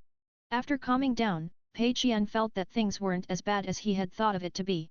The original arts may be detailed and their designs may be fresh such that it would leave a deep impression at first glance, but, was what the market really wanted? Not necessarily. Pei Qian had seen the death of too many exceptional games. It was clear that logic wouldn't always work in determining market trends. And, what was the hottest trend in mobile games in this world right now? Cartoons. Cute Three Kingdoms got popular because of that, and it was a general representation of the beauty ideals of the gamers. Original arts like Ruan Guangjian's production that had a sense of epicness, some darkness to it and a fusion of ink and oil painting elements may not necessarily be what the gamers like. Besides, Pei Qian's hopes weren't placed entirely on the original arts. His game itself was made using a template with a singular gameplay. Other than art and music resources, he hadn't spent much effort to create it, nor were there any striking features. Besides, he did not intend to use money to publicize it as well. He was just going to let it be published on the platform and die on its own. Once a week passes without him earning, that would count as a successful loss. Therefore, after much consideration, he could only use those original arts. Pei Qian opened the game editor and implemented the original arts as cards into the game. He then had Ma Yang check for any bugs. After looking at the original arts, Ma Yang spoke after a long time, amazing. He was truly stunned. He had not expected that the images he had spent so much effort in designing had been drawn so amazingly. Pei Qian replied indifferently, the main point was because you did a good job in filling up the requirement form, giving the artists inspiration. Ma Yang beamed brightly. For real? That's great. To think that I was so talented in this aspect. A casual compliment from Pei Qian was enough to make Ma Yang so happy he could almost forget his surname.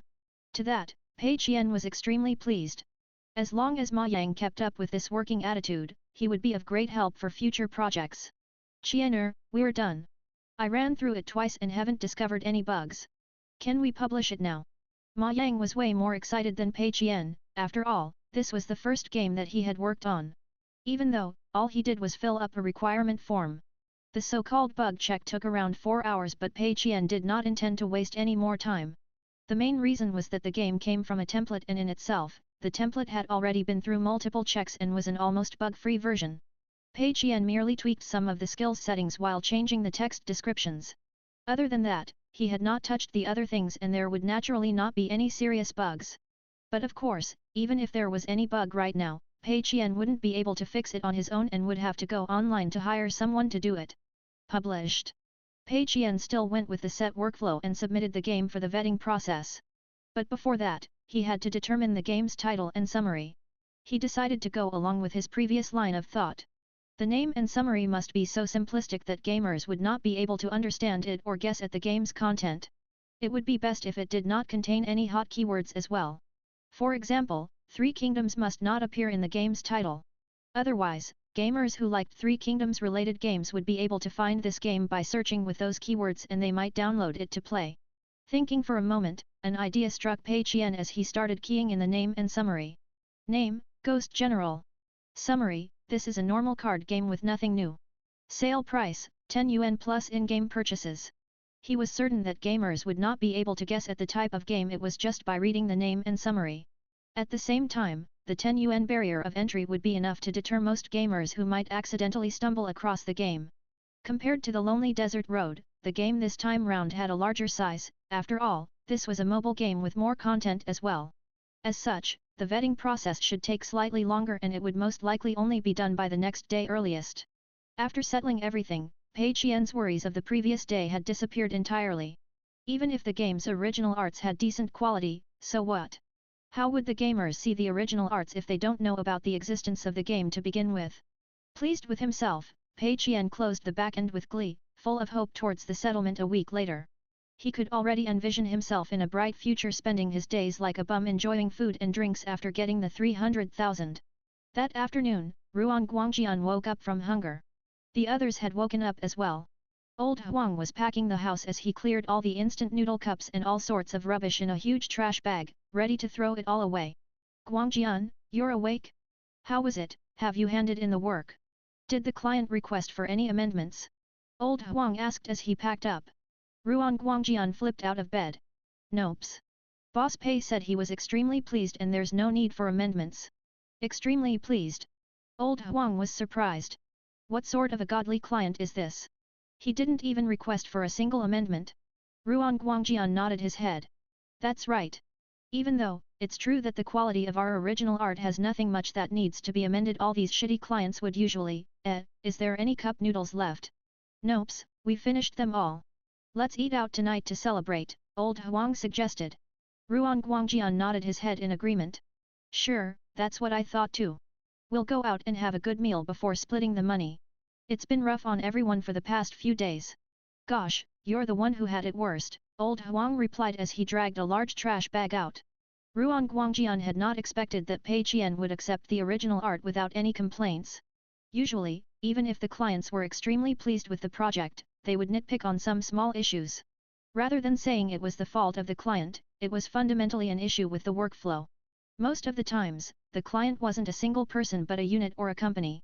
The person who came in contact with the freelancers would just be a single employee of the client. If the freelancers were to hand in a project and the person in charge of it at the client side were to accept it without any issues, he would have a hard time accounting for it to his superiors. The fact that the employee did not find a single mistake with the end product may make him seem useless, as though he hadn't done his job properly. That was the reason why the clients would always nitpick on some small issues to make it seem as though they were doing something. In fact, there would even be despairing scenarios such as, "Let's just use the first draft."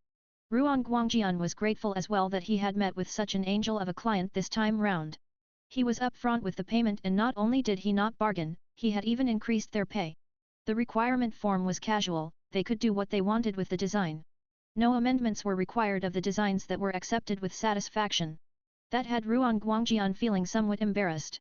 However, when he thought about how much effort he had put in to provide those high-quality original arts, Ruan Guangjian did not see an issue anymore. All he could say was that working with straightforward people was a pleasant experience. Having slogged their guts out for a whole 3 weeks, it was time for his roommates to have a good meal now that the money was transferred as well. Ruan Guangjian brought the few of them to a small restaurant near the school and booked a suite while purchasing 2 cartons of beer from a supermarket nearby. They were intending to stuff themselves completely and make merry till they were drunk. Right, Guangjian. Say, what sort of a game are we making with our original arts? When's the game getting published? Old Huang suddenly recalled an extremely important question as he ate the side dish. It was only natural for them to want to see the game they've worked in get published sooner. If it got popular, that would be even better. I've got no idea when it's getting published too, I didn't ask. However, I think all these games can only get published after multiple rounds of testing, right? I don't think it'll get published anytime soon. Right, I could check it out. Ruan Guangjian had an account at ESRO's resource website. He could check Pei Qian's account to find his company and check the games they had published previously. Holy F***ck. The Lonely Desert Road was made by this company. Ruan Guangjian was stunned. He had long heard of that messed up game. Even though he hadn't tried it himself, he had heard all sorts of things about it previously. He then looked at the second game. It's called Ghost General. A mobile card game that's being vetted. This should be the game that our original art's used for. Wouldn't that mean we'll be able to play it soon? Wait, isn't this a little too fast?